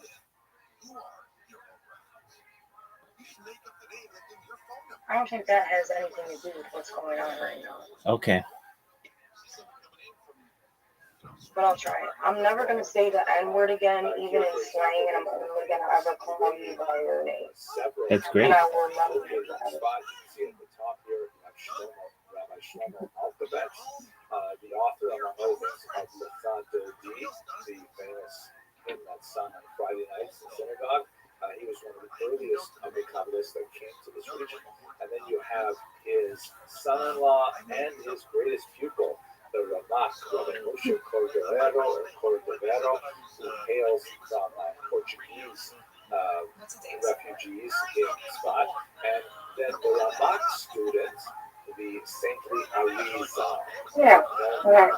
the Holy Lion, or Rabbi Isaac Luria Ashkenazi, who came from Egypt in order to study under the Ramak. They only lived a very brief time together, and then the Ramak passed away.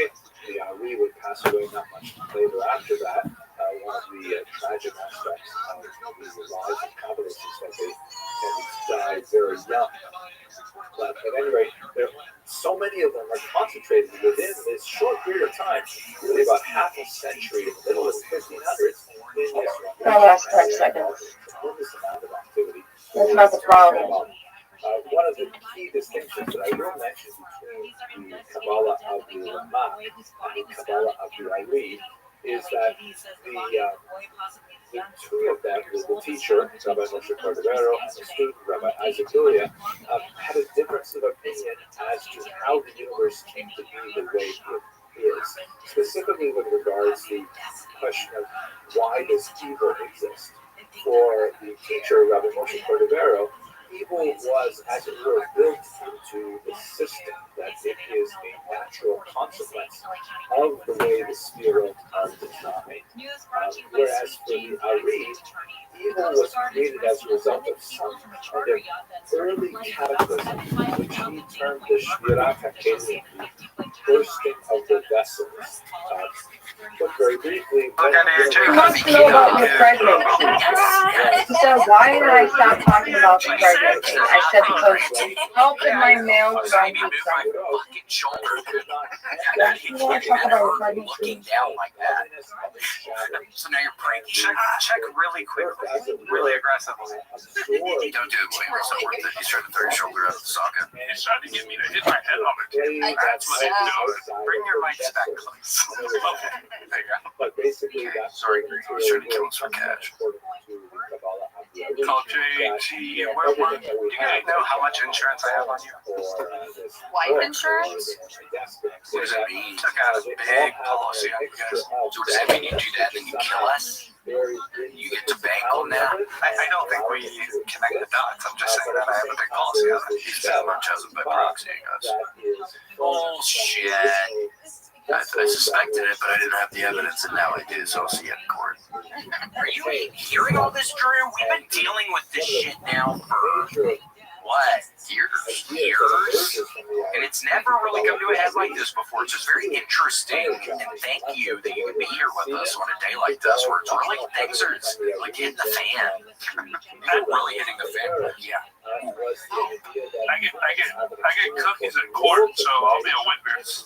You get cookies in court? Yeah, when you're like a special witness, they have like a little place where you get cookies before.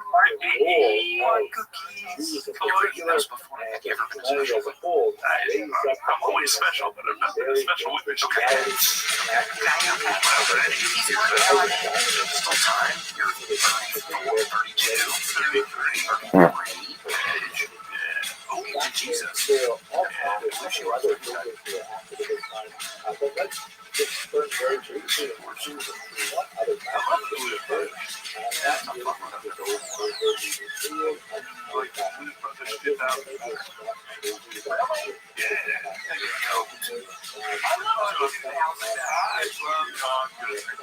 I will stand on this man's.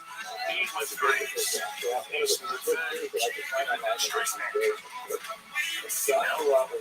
Not to take away from that, but you know what happened to me the other night? You know what I found on YouTube?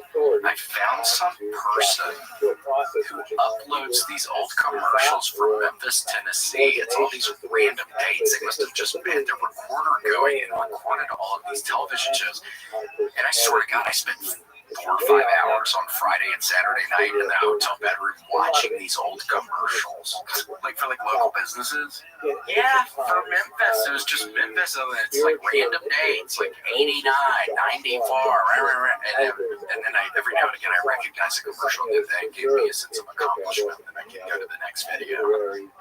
I'd watch until I recognized one of the old commercials. You ever do anything like that? I like watching old infomercials, like the Speed Bullet, the one that the bullet thing where the ladies would be secret. They had like characters.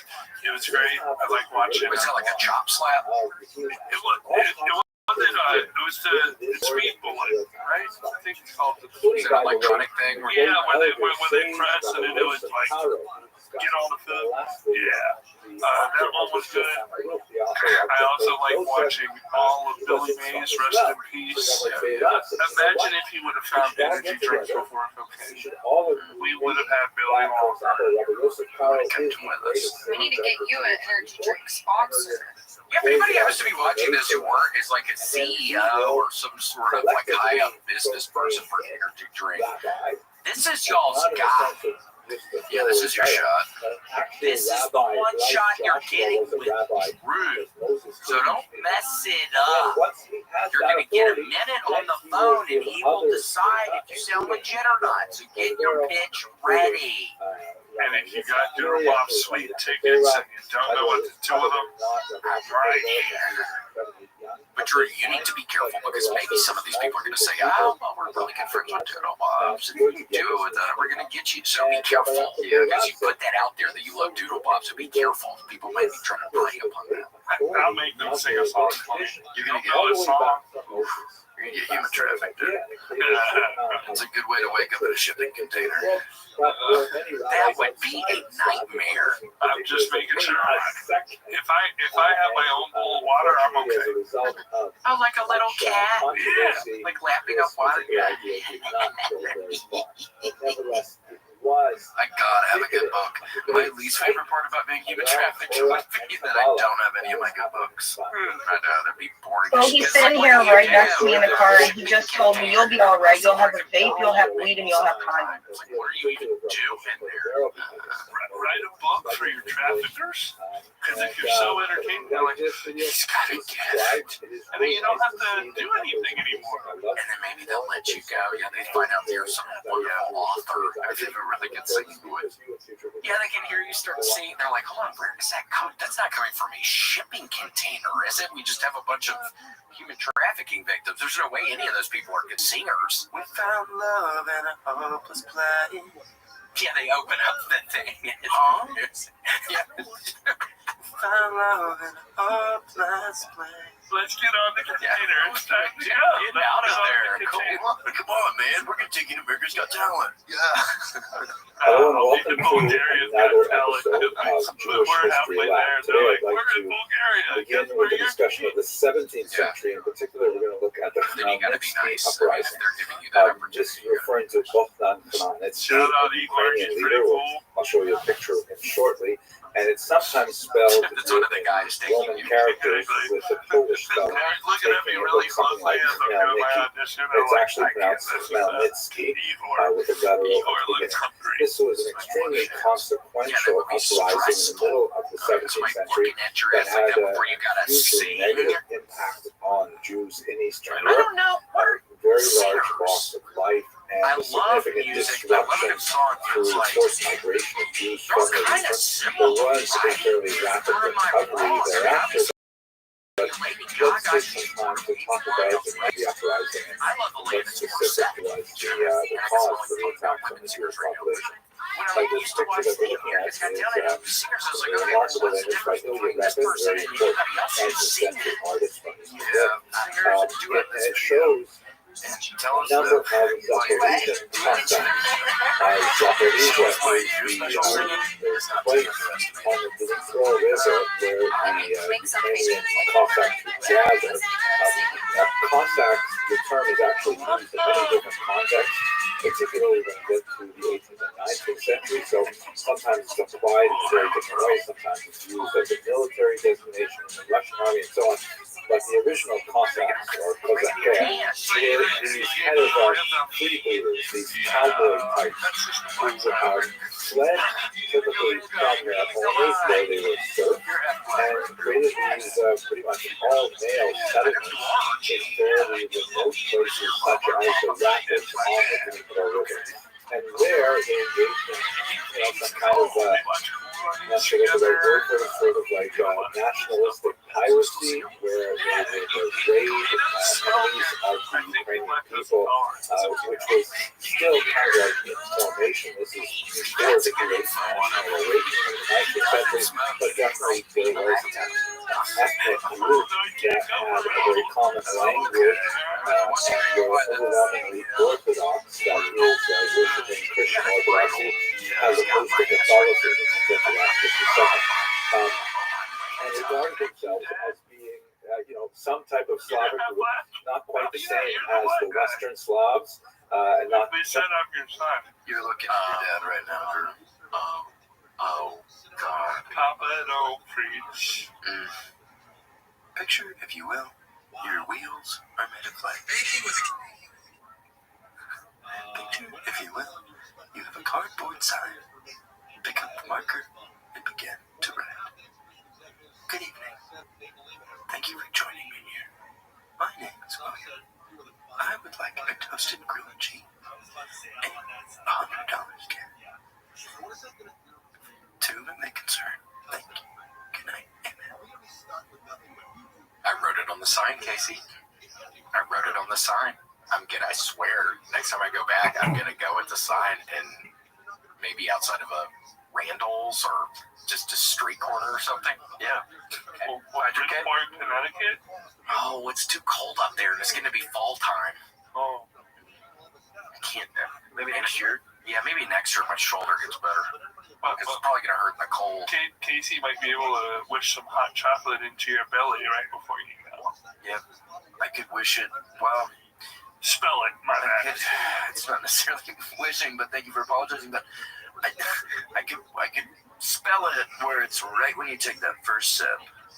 Which that's perfect. Yes. Picture, if you will, you are on the back of it. In his trunk is not water, it is hot chocolate. He sprays you down. One t-shirt contest. You win first prize. The prize for winning, thank you for asking, a cup of hot chocolate. It was wonderful, but it was a little too hot. The hot chocolate was a little too hot, and it burned my mouth. Oh, but it was really It's good. hard for me to control. It's kind of out of my control. You don't have to worry about that with the energy drinks being too hot, because that's always a danger for me if I'm drinking something hot, is drinking it when it's still too hot. But with energy drink, they're historically cold. Yeah, but sometimes it'll be too cold, and it'll feel like a knife's going down your throat. You're like, whoa. Yeah, do you ever drink something and like you swallowed something weird right before that, and then it hurts when you drink something? Yeah. What is that? Animal crackers. Oh, after you eat the animal crackers. Yeah, I love animal crackers. No frosting. I used to be a frosting guy, but now I'm just straight cracker. No, they still come in the box. Yes. Mm-hmm. They had them. Jail box, the little jail cell box. For I was at a secret show and they had a package of animal crackers, and it was just perfect. I was like, fame is just a box of animal crackers. Oh my gosh, you gotta enjoy the small things in life. You got lions, tigers, and bears, and gorillas. It's magical. Barnum and Bailey's, they got really into trouble, but then they started making their cookies, so then they got out. Yeah, they let them in trouble. They gave them a little pass. Ooh, and a little bit of cream cheese frosting. Dip them in cream cheese frosting. I know where I'm going. Oh my gosh. Where are you going? Yeah. Ross. I'm gonna go to Ross. Give me some animal crackers and some cream cheese frosting over there. Yeah, Ross, those places do have some good food things sometimes. We find great And Ross snacks Dress for Less. They have Probably not the snacks same there. as and the home Russians, goods. but having Home some goods, relationship wonderful with snacks, them. good The popcorn. interrelationship between these Good groups is chocolate very covered significant, bullshit. and the Russians in particular Well, are trying now to he got cultivate something to say a about the particular clothes image I'm for Ukrainians in which they will So- follow the I sun went or with death, like little smart. Russians. I told him he might as well get his legs fixed. The amount of shit he tries to put on me, he really That may wants not to be do. historically accurate at all. In fact, it may be the other way around, but that's outside of the scope of our discussion here. At any rate, these Cossacks were essentially people who had run away from the hierarchical society of feudalism that was pervading within the region of Ukraine at that time, and they set up their own societies, and it is from this base that the uprising would emerge. This Let was us the go Ross on directly to Electric the Avenue. roots of the uprising, and specifically how it affects the Oh my Jews. gosh. So this map, which I think we've seen before, shows the migration of Jews to I Eastern love Europe that song. from the Ashkenazic heartlands in Germany in particular, and beginning really around the 10th century, and especially accelerating in the 15th, 16th, 17th centuries, Maybe I need you to have be a thinking large of that, number of Casey, Jews when I'm who are holding up making that their way sign to about the the east. We spoke $100. about Maybe this I need to think when we about that looked at because Jewish migration patterns. out there. And in particular, they are concentrating in this region, which we should call right bank Before I Ukraine. got into comedy, Ukraine one was thought I should not have been the tax designated a guy. country at the time. As I mentioned, there was a a kind of common ethno-linguistic group living there that would ultimately define themselves separate from Poles and Russians and others. But for the time being, we're still under the control of the Polish-Lithuanian Commonwealth, which we've also discussed at length. The right bank refers to the right bank or the west bank of the Dnipro River, which flows, you can see, from Kiev and it's sort of in kind of a curving line towards Ukraine or Crimea.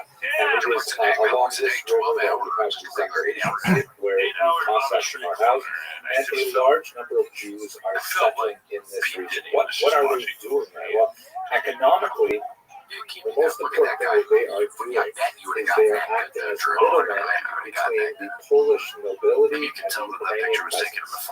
The Poles have massive land holdings in this region, very fertile region It's like the because of its geocaching thing. No, Chernobyl, not its that. black soil. Oh, yeah.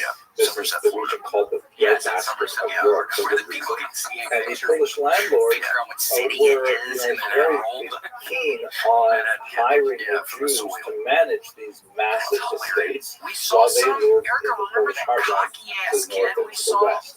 And so It was the just a little Jews, clip in national accordance with spelling more of bee a thing. He's medieval like, oh, I know pattern, that would word. undertake And it to was be like, it started with a K, but he arrendators, started it the with a C arrenda is essentially a type of tax farm. We've seen that before in He had the medieval periods worst where attitude. the He came in there so nobility, which high. would actually Yeah, own he says, I know not that one. only He the land, immediately but own misspells the it. It's town, hilarious. the bread mill, and own the bridges, and own the orchards and the Oh, it's forests, and so all kinds of fucking things. funny. That's why you have to They be would really low key if you ever lease get into a the spelling bee or entire whatever. You always gotta territory be low to key. the Jews People like and that. demand a certain That's why amount Kiev of payment on a yearly basis.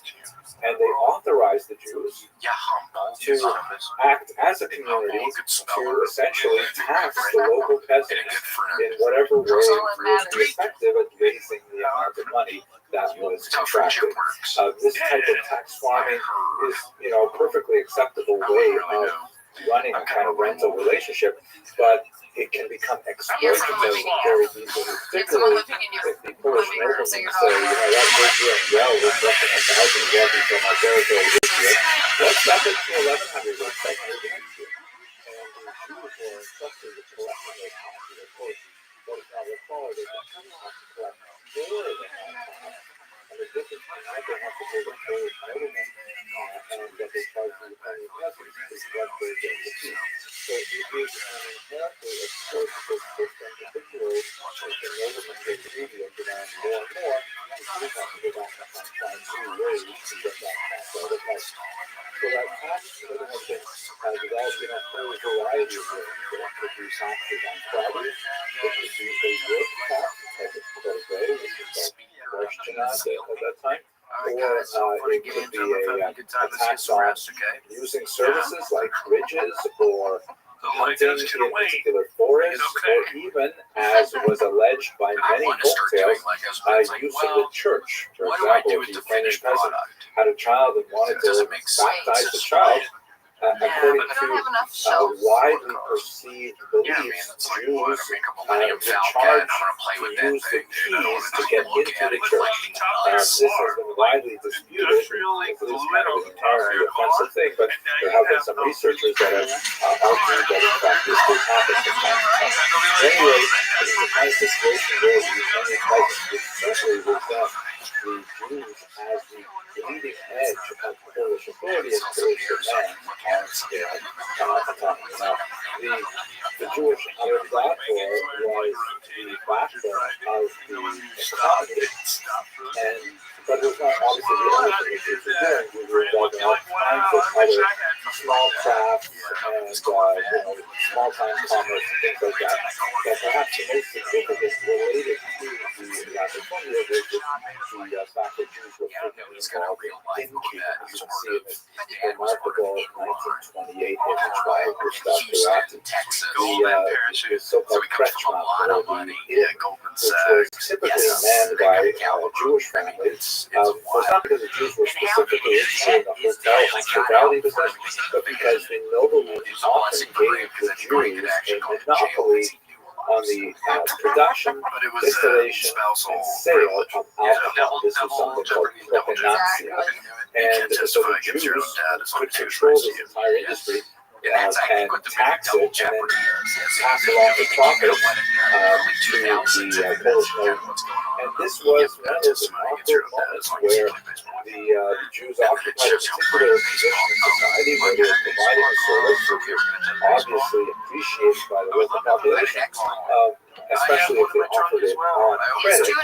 But it's the kind of thing that can build resentment as well. Alcohol is certainly not something that is conducive always to the maintenance of the healthy society, particularly in excess.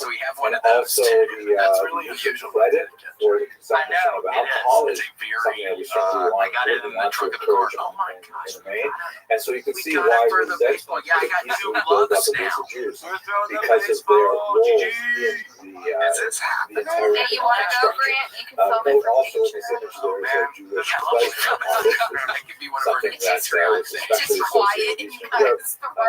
Jews as being more like considered to be much more organized, living in small villages and towns as opposed to the spread countryside, are much more likely to form bands and to develop professions such as music at this time. At any rate, it was an environment that was ripe for an eventual confrontation, and this happened in 1648.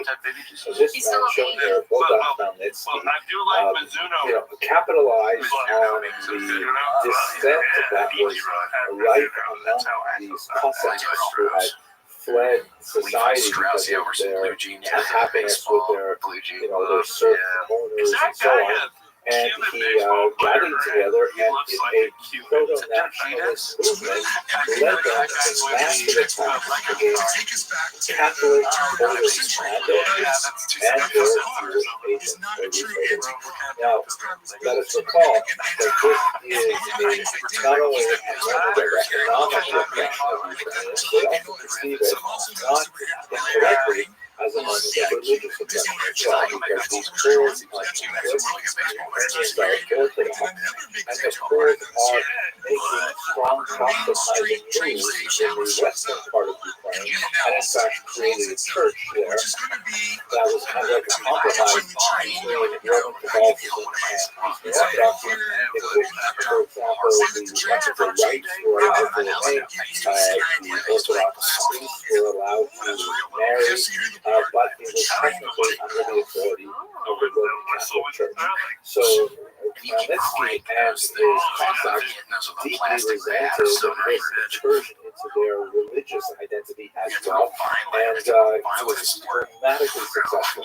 So for a period of a few years, particularly the years 1648, 49, he and his Cossacks ravaged the countryside, attacking Polish nobles, and especially attacking That was the Jews only who computer game I ever lived played. I loved it. It's comparable, I for was example, if you addicted to it. recall the riots in Los Angeles in the I see 1990s. people play it Some on of the people TikTok. who were hurt the worst were the Korean You need it. shop holders who actually live in South Central LA with small businesses and so on, even though they may not have been, the architects of any kind of anti-African American oppression, they nevertheless were the people who were close by and they felt the violence most directly. So in Hebrew, this particular period, the years 1648-49, although the war continued for some more years, He's is just called real the bad. decree of He's got like Tachvatat. everything in the Zeras game. Tachvatat. The term He's collected decree everything in somehow, and Hebrew this guy's speech just super generally means something powerful. very So he negative. came in here, Evil decree he came of into the Tachvatat. game. He had to message him and be like, It lives on in Jewish liturgy as a period of phenomenal violence and Curtis, you said to call he him. woke up, he's like, I was thinking, for their horrific attacks on Jewish population. These are recorded in several chronicles. That's the most powerful is one by Nathan of Hanover, which is in Hebrew, Rebbe Shula, by quote from the Book of Psalms, translated as the existence of the Spirit. This is available in English translation, and it's actually quite a powerful piece of historiography as well. The demography of the attacks is probably grossly inflated in Hanover's account, yet really no good way of calculating the size of the impact. And in fact, many of the studies of 1648-49 tend to adopt without question really large numbers like 250,000 killed in pogroms.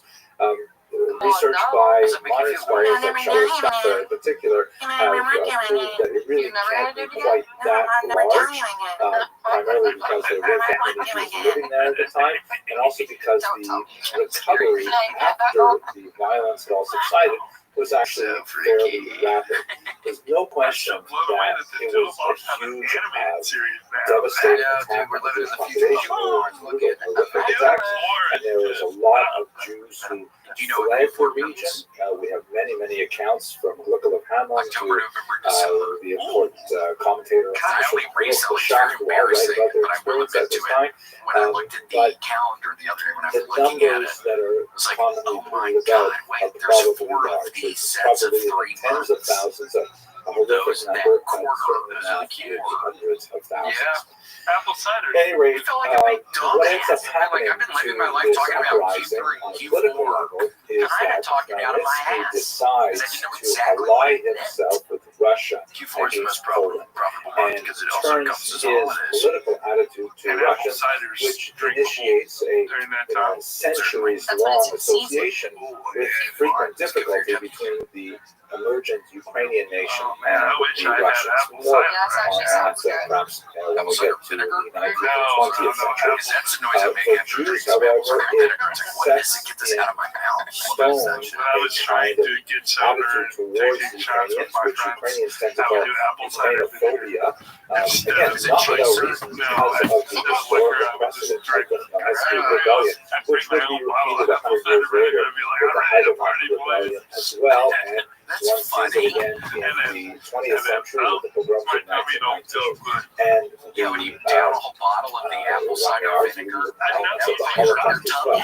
But it's also take shots important to of it. note You that just go, oh, yeah, my neck, simultaneous it's kind of with painful these taking it, so I was like, violent oh, they're outbreaks, taking which shots too. painfully punctuated You're like, I the want to be part of the party, centuries so you pour your of own Jewish shots, and and you're like, Ukrainian cheers. coexistence. so why apple There cider was also vinegar? a Your phylogenetic tummy. trend as well. Well, Not because nearly as it was a little powerful, bitter, so but we like I was shall thinking back examine it oh, in damn, later lectures too. You know, But for now, apple cider vinegar, you Zelensky always see emerges those as a clickbait ads national where you hero. go, doctors don't want you to know this Five one years sip, ago, this one modern simple Ukraine, he sipping is trick considered one of the for architects pressure of washing your organs. Ukrainian That'll be a nationalism, bit something which is horrific to Jews who Yes, see it him actually as that the good for your architect organ, but of if I don't get pressure anti-Semitism washes your organs, simultaneously.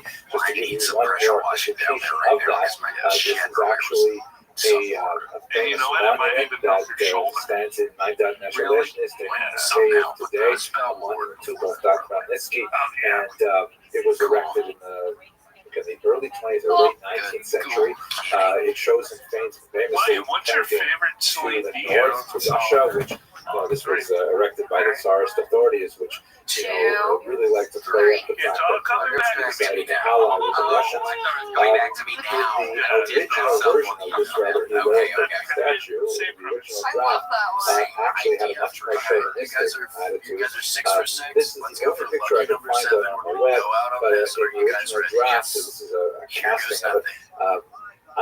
Behind What is the the probability of dying in a motorcycle accident? Khmelnytsky's horse, there's a falling Pole and a Jew who are knocked down by his passage and conquest, which explicitly stated in his draft later been accepted for the final Yeah, version that's that a 93 Khmelnytsky succeeded percentile. by Yeah, beating percent. the You're Poles gonna and the die. Jews, which is a metaphor How did we that get another one? many Ukrainian My our nationalists favorite might number wish is to 8, so maybe we should do absorb it. even today. Okay. At any rate, Erica, do you have one, or am I going to take the lead? You're taking the lead. moment in time All right. encapsulated for both This is Jews the- and all Ukrainians right. a vision of each other I can't believe that we're going was out on not a high note conducive like to this. a rapprochement. In fact, that really would only come until the early What 20th is the century. best car which I won't dealership in speak your about in opinion? another lecture. Who has the best savings But the during the sales idea event in of December? a What car dealership has the major best sales event disruption in that December? could On three. challenge the 1, 100 2, years 3. of peaceful existence that Jews have had in East New York had a remarkably destabilizing impact on Jews Yeah, across I say Europe. it like that And too. many historians draw a direct I do say line John. from God's like that all Khmelnytsky the time. uprising to Oh my the debacle of God. Shabbat which we discussed in the next video. Okay, I hope you I found had this a little useful. touch before If it this. was something you would like to see again, please do subscribe. Casey It makes me happy to see the numbers increasing. There are a lot of people out there who appreciate we were like, you know studying what? Jewish Let's history as much just as I have do. a little bit of Thank you very much for We watching. popped a bottle. We popped a They're like, it would have been better to touch, but we're in a Toyota That's his name. 4Runner. On Saturday, I tasted alcohol. One of the people who was on the show had a drink right by my. It's my fault. It doesn't matter. But it was the first time I tasted alcohol in my mouth. I spit it out immediately. What it bothered me. Got the wrong drink. Pissed me off a little bit. Yeah. to It another was just video. like right in front of me. It really kind of did. I fucking drank it. I hadn't tasted alcohol in my fucking mouth Messiahship of in one 2 years. It was fine. very I spit it out and I felt series of angry. events that took Yeah, a little place in anger. the I was like, 60s, what? 60s, Well, they have you in a dangerous and, situation. you know, put you in a this situation is that you not the first time that false messiahs. okay, have tweet made the their freak, appearance in Vanderweek. Jewish These are our history. This mercenaries. happens to be, Vicious no McFisty, doubt, one White of the Magic, most Black Keys of the influential, Cats, particularly in Karen. modern times. Because the impact of Trump Drive show on YouTube, activities Choose an felt Adventure. both Ooh, geographically Anthony broad, Bush Markets and meaning, Art of Sean King, far Ashley away Gotho, as the wrestler, Ben Asher, Bigger and Go for a affected by 5, his Cardi activities, McFarlane, and also chronologically, because over the next Danger Fox 200 lives years, in Hawaii, there would be Destiny 4, reverberations Dova of King, Dr. the Dugan, challenge that he posed Eli to Sluckworth, conventional Jewish thought. So let's spend a little bit of time you looking at exactly who was got Shabbat, it. what did he Gary teach, Gay Boobs. I love Big Macs. I think I know who you are. Jay Dizzy, Ginny, Janie, John, Rubio, Joe Kyman, John, Shaw, Charleston, Turtle, Dr. Mark outside, Captain Chaos, Kill Tony, Facebook. Oh, he's Print media, of course, has Lawyer been circulated Joe, widely, that's your lawyer. and the idea Lawyer, of the Matt Jews, Foster, Nissan Pappy, enthusiastically Nissan adopting Pappy. a potential It looks like Messiah Mississippi is something to of me or great something. interest to Paul Christians Jordan, as well. Rachel So O'Donnell, there's actually quite a Rachel good number of Sandy Shady, newspaper Patty articles Shane that are from the Big contemporary Island of equivalent of Kaya. newspapers like broadsheets and things like That's that. a brag. And a lot of Shivas, popular Gaming Curtis. publications that explain to Cool, non-Jews Peter exactly Lucas. what was We going got on him. in Shop Well, thank Street. you so much. And this again, tends we to got circulate Drew. back Drew into is one of Jewish our media as well, where tech many guys, Jews so who he's followers going to of be on Shop the Street case. actually We're bring going. He's going to help us copies of these figure out because we have broadsheets this to their interview. gatherings and so on. We have a wide He's on the variety of them. payroll. This is Yeah, an he's example you're of seeing on the this payroll, right so you're here going to help in us Germany get in this ball. 1666, right at the height of the We're activities. gonna have a And conversation he's later. portrayed here as some Taking kind of control. I'm not. emperor, on That's a what I dancing always horse. say. And you see this kind of pose with, Sometimes it's the one you at least expect. We consider you to be family, but we don't know what you're one of going the to do. Austrian Yes, and that makes you all the more scary. And Because Drew, how How can people find you? The Drew, political context is, of course, My very, very Instagram significant. is In the previous video, we _Drew discussed the impact Dickens. of the Feminist So, Rebellion find me on there. Eastern European I Jews used to in be on particular. Black People There Meet was a follow-up conflict between the Russians and an the incident. Swedes that had I'm a also similar on kind Facebook, of repercussions Drew in Dickens, northern but communities mainly, in and I'm Eastern on Europe. Cameo. And it resulted If you in ever a want huge some life advice or demographic birthday upheaval stuff. as Yeah, a thanks for lot not using of my migrant fucking, Jewish populations who you ran didn't away know, to but you flee didn't use these my violence. number, We see an dude. example of it in Well, Nana it's a pretty I get a little bit of money for it doesn't take anything from you, but you messed up. Yeah, I was my heart dropped. Sorry, I'm Dad. happy for you, but my heart dropped. I'm sorry, Dad. My own grandparents took Well, me I'll get in over it. I hope you're doing well on it. I was horrified. And I guess you didn't necessarily know. I guess I had really talked to Casey. Yeah, You talked to me extensively about it. Yeah, I've talked to Casey 1,000 times about it. I guess other people don't know. I guess you would have had no way of knowing, so I'll forgive you on that one. You had zero way of knowing, but it hurt me to my core anxiety when I saw over it. the status of Jews in Europe, the stability of life in Whenever Europe. Fine Cecil Kidder, fine one off. Thank you so much for being here. Thank There's you for having me. also into this Tomato mix this. the very heady broth Bye. of Bye. Kabbalistic thought, which is emanating. Thanks for joining us for this week's episode of the William Montgomery Show. Especially Send in your the questions, variety artwork, that and manifestos to the William circulating Montgomery Show at gmail.com. Leave William a voicemail at 737-471-1098. of how And never miss an episode of the William Montgomery Show by subscribing to the William Montgomery Show channel on YouTube and anywhere podcasts are sold. Check out William online at william.f.montgomery1 on Instagram. For more William Montgomery, check out Kill Tony on YouTube. And check him out live at the Comedy Mothership in Austin, Texas every Monday night. Find more of me, Casey Rocket, at patreon.com/Casey Rocket. Follow me on Instagram at Casey Rocket. This episode of the William Montgomery Show was recorded at Record ATX Studios, right here in the heart of Austin, Texas. The William Montgomery Show is produced by William Montgomery. The anthem is sung by William Montgomery. The drums are sung by William Montgomery. The words are sung by William Montgomery. The William Montgomery Show is a Fanny co-production. Thanks for joining us. See you next time. available Who the fuck said that? I'm trying to have fun tonight. that are able to circulate that we had when we had precious hand copied manuscripts, and all kinds of ideas are now accessible to a much wider, broader reading public. There's also an implication here which is unintended because Recorded live in Austin, Texas, USA. It's the William Montgomery Show. and women Starring William Montgomery and the Deeds, Casey Rocket, they might have had with the Tony Chin Orchestra. educational circles like the This is the William Montgomery Jr. Dancers. As always, William is joined by the lovely Erica. I'm Casey Rocket. And now here he is.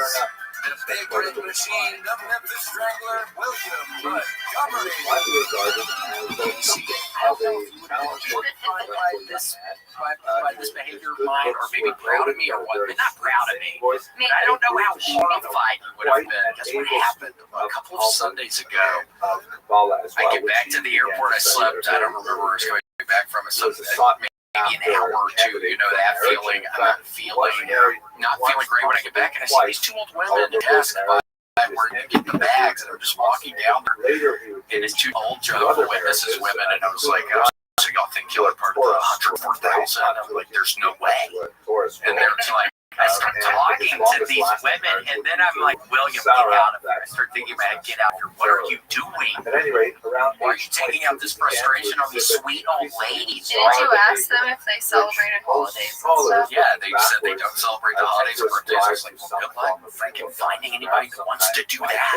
And then the woman's like, well, I have fun every day of my life. And I'm like, prove it. And then I'm like, great elation in which he would and then I'm like, you dumbass. Yeah, that's all I go combative. Yeah, it was bad, Casey. Prove it, bitch. Yeah, you have fun every day. I'm sorry, I don't believe that. It was your appearance. I don't believe that. Not a chance. Anybody, do you have fun every day, Grant? Oh, yeah. What's the last time you... Do I need to prove it right now? Yes. Let's see a picture. Just a little bit of living, laughing, and loving every day. Just a little modicum of that. That with periods of depression. Sounds nice that he's back with us. He wasn't here last week. And these guy was dying last week. You were in the hospice. There was hospice. They let you know this was your Make-A-Wish from the last episode of The Boys. Absolutely off the rails. For the most part, that's so sweet of him, Grant. Yeah, sweet. We're going to try to make it work in a while. Yeah. I'm glad to be back with y'all. Bryce was good, though. Mastery of Talmud and Kabbalah. Is he looking? Is he sitting back in there with you right now? There's a single tear rolling down his cheek right now. What are you guys saying right now? An occasion he was fun. I mean, it wasn't Gigi. He wasn't our sweet Gigi guy. We like Bryce. But he's no Gigi. When Nathan of Gaza was shown. Did I tell you guys about Gigi? The fact that my mom is called Gigi? And so, you guys calling me that is like extra weird. Your mom. Yeah, that's weird. It's like a grandma name, Gigi. And then you get to say Gigi. I'm like, that's so confusing. What is her name? Does it start with the Messiah?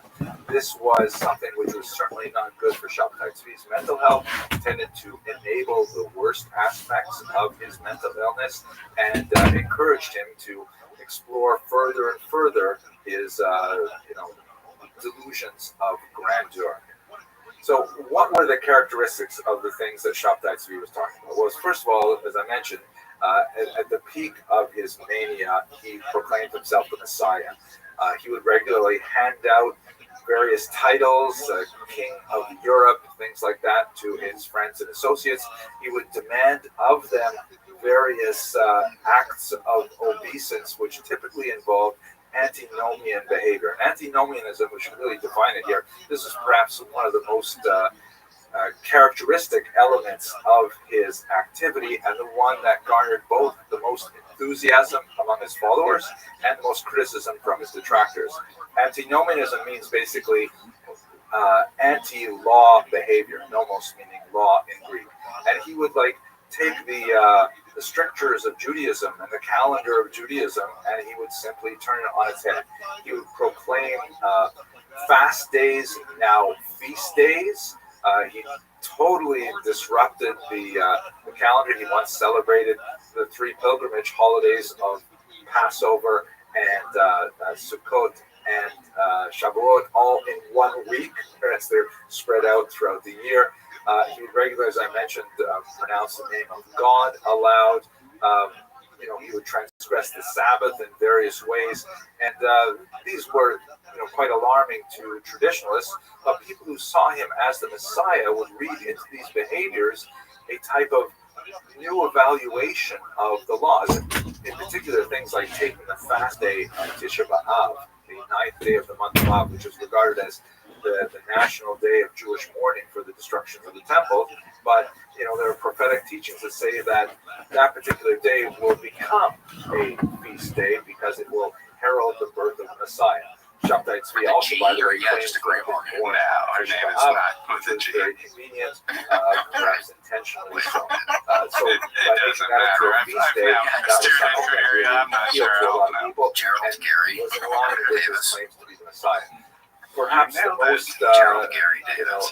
tempting, Who is, I certainly think, that's salacious Gerald aspect Wade, of who I went to his school with. behavior Gerald was Wade. his It's the argument matching that first name. traditional It's the rules of matching sexuality first no longer names. apply Yeah, to give the away. Messianic era. Yeah, I heard And, something, there was Casey. I quite heard a bit something of free love absolutely happening kind of in Shabtai horrible. Tzvi's When community Erica was with flipping the through her exchange TikTok the of other night, what was spouses, it? It was the and, two he cousins himself, getting together as and I they mentioned, shared he the actually blood. Do you married remember a that? woman named That was Sarah, nasty. who was a woman I of can't even questionable remember. reputation. Gosh, she was wrong to us, and it's also a big day coming up, and we won't say what the big day is. Massacres that we discussed last So week. somebody in And this she had room quite a about to have a broad really kind big of day. range of experience. But But somebody in Shabtai this room saw in Sarah his opportunity yes, we're not allowed to talk yet about it. another We type can't. of messianic Yeah, we're prophecy, just like the prophet Gigi, Joshua. why does your mom married be called a Gigi? woman She of demands to be called Jewish Gigi. to Yeah, marry well, Sarah. she She had to actually became would a great remain grandmother. by his So side right it through went from the grandma very to Gigi.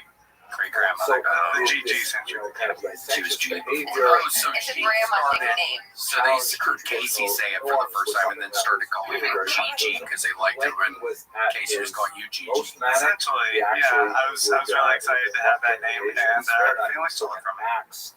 Well, don't they come up with an original idea once in a while? I mean, they can't just be taking fucking Did you call your grandma?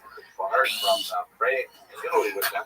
And when he came in, What'd you call your insisted grandma? on We call mine reading Mima. the Torah from Mima, a the good printed one, book classic rather grandmother than day, yeah. from the traditional One school. of them, I have He two actually grandmas. One of invited them's his just friends to grandma, come up, but then and the other one's they Mima. had to Mima read and the Torah from the text. He actually invited women up for an idea, Yeah, which what is was not mine? I'm controversial trying to think today of my grandmother's name in in Florida Orthodox when I synagogues, called but her. you can imagine how Maybe just much of a Francis, which was my mom's name too. landmine that Maybe was just call her for in now the Grandma, maybe. 17th century. Grandma and B and And Paul. he insisted on doing things like, for example, Trace. My singing out grandfather. loud Yeah, Is Castilian talking love like songs. that? in which That was Trace, he yeah. believed That was his there name, like Trace. lots of Yeah, I think it was Kabbalistic Tracy. information Okay, encoded Tracy while Montgomery. he's in They all synagogue call leading him the Sabbath Trace. services. So This doesn't look in many ways, anything like these our are families. Ours are more really traditional. bizarre, Yes, strange these are behavior that two we would fancy not grandmas. tolerate in otherwise organized Yeah, synagogue life. it's like a New York Fashion Week. It's like enamor him to Kayla, his followers. Kayla. Yeah, This doing idea that. of We're doing those kind of egalitarianism, grandmothers. the idea There's that some more he was antique. removing Yes, the to be sin long. of Yes. Yeah, let's give you I know, like was more something that tiki, like actually more might kind have of engendered oldie. There you still go. That's his more grandma. interest among followers, and in fact, More at my alley. this seems to Yeah, have totally like her. significant later Yeah. through the Frankist You go with movement, the little particular, different perhaps time now with that grandma. proto-feminism. Yeah, I mean, those glasses. He was also, as I mentioned by the example of reading from a Oh, printed book, man. very Thanks, open Grant. Oh, my to God.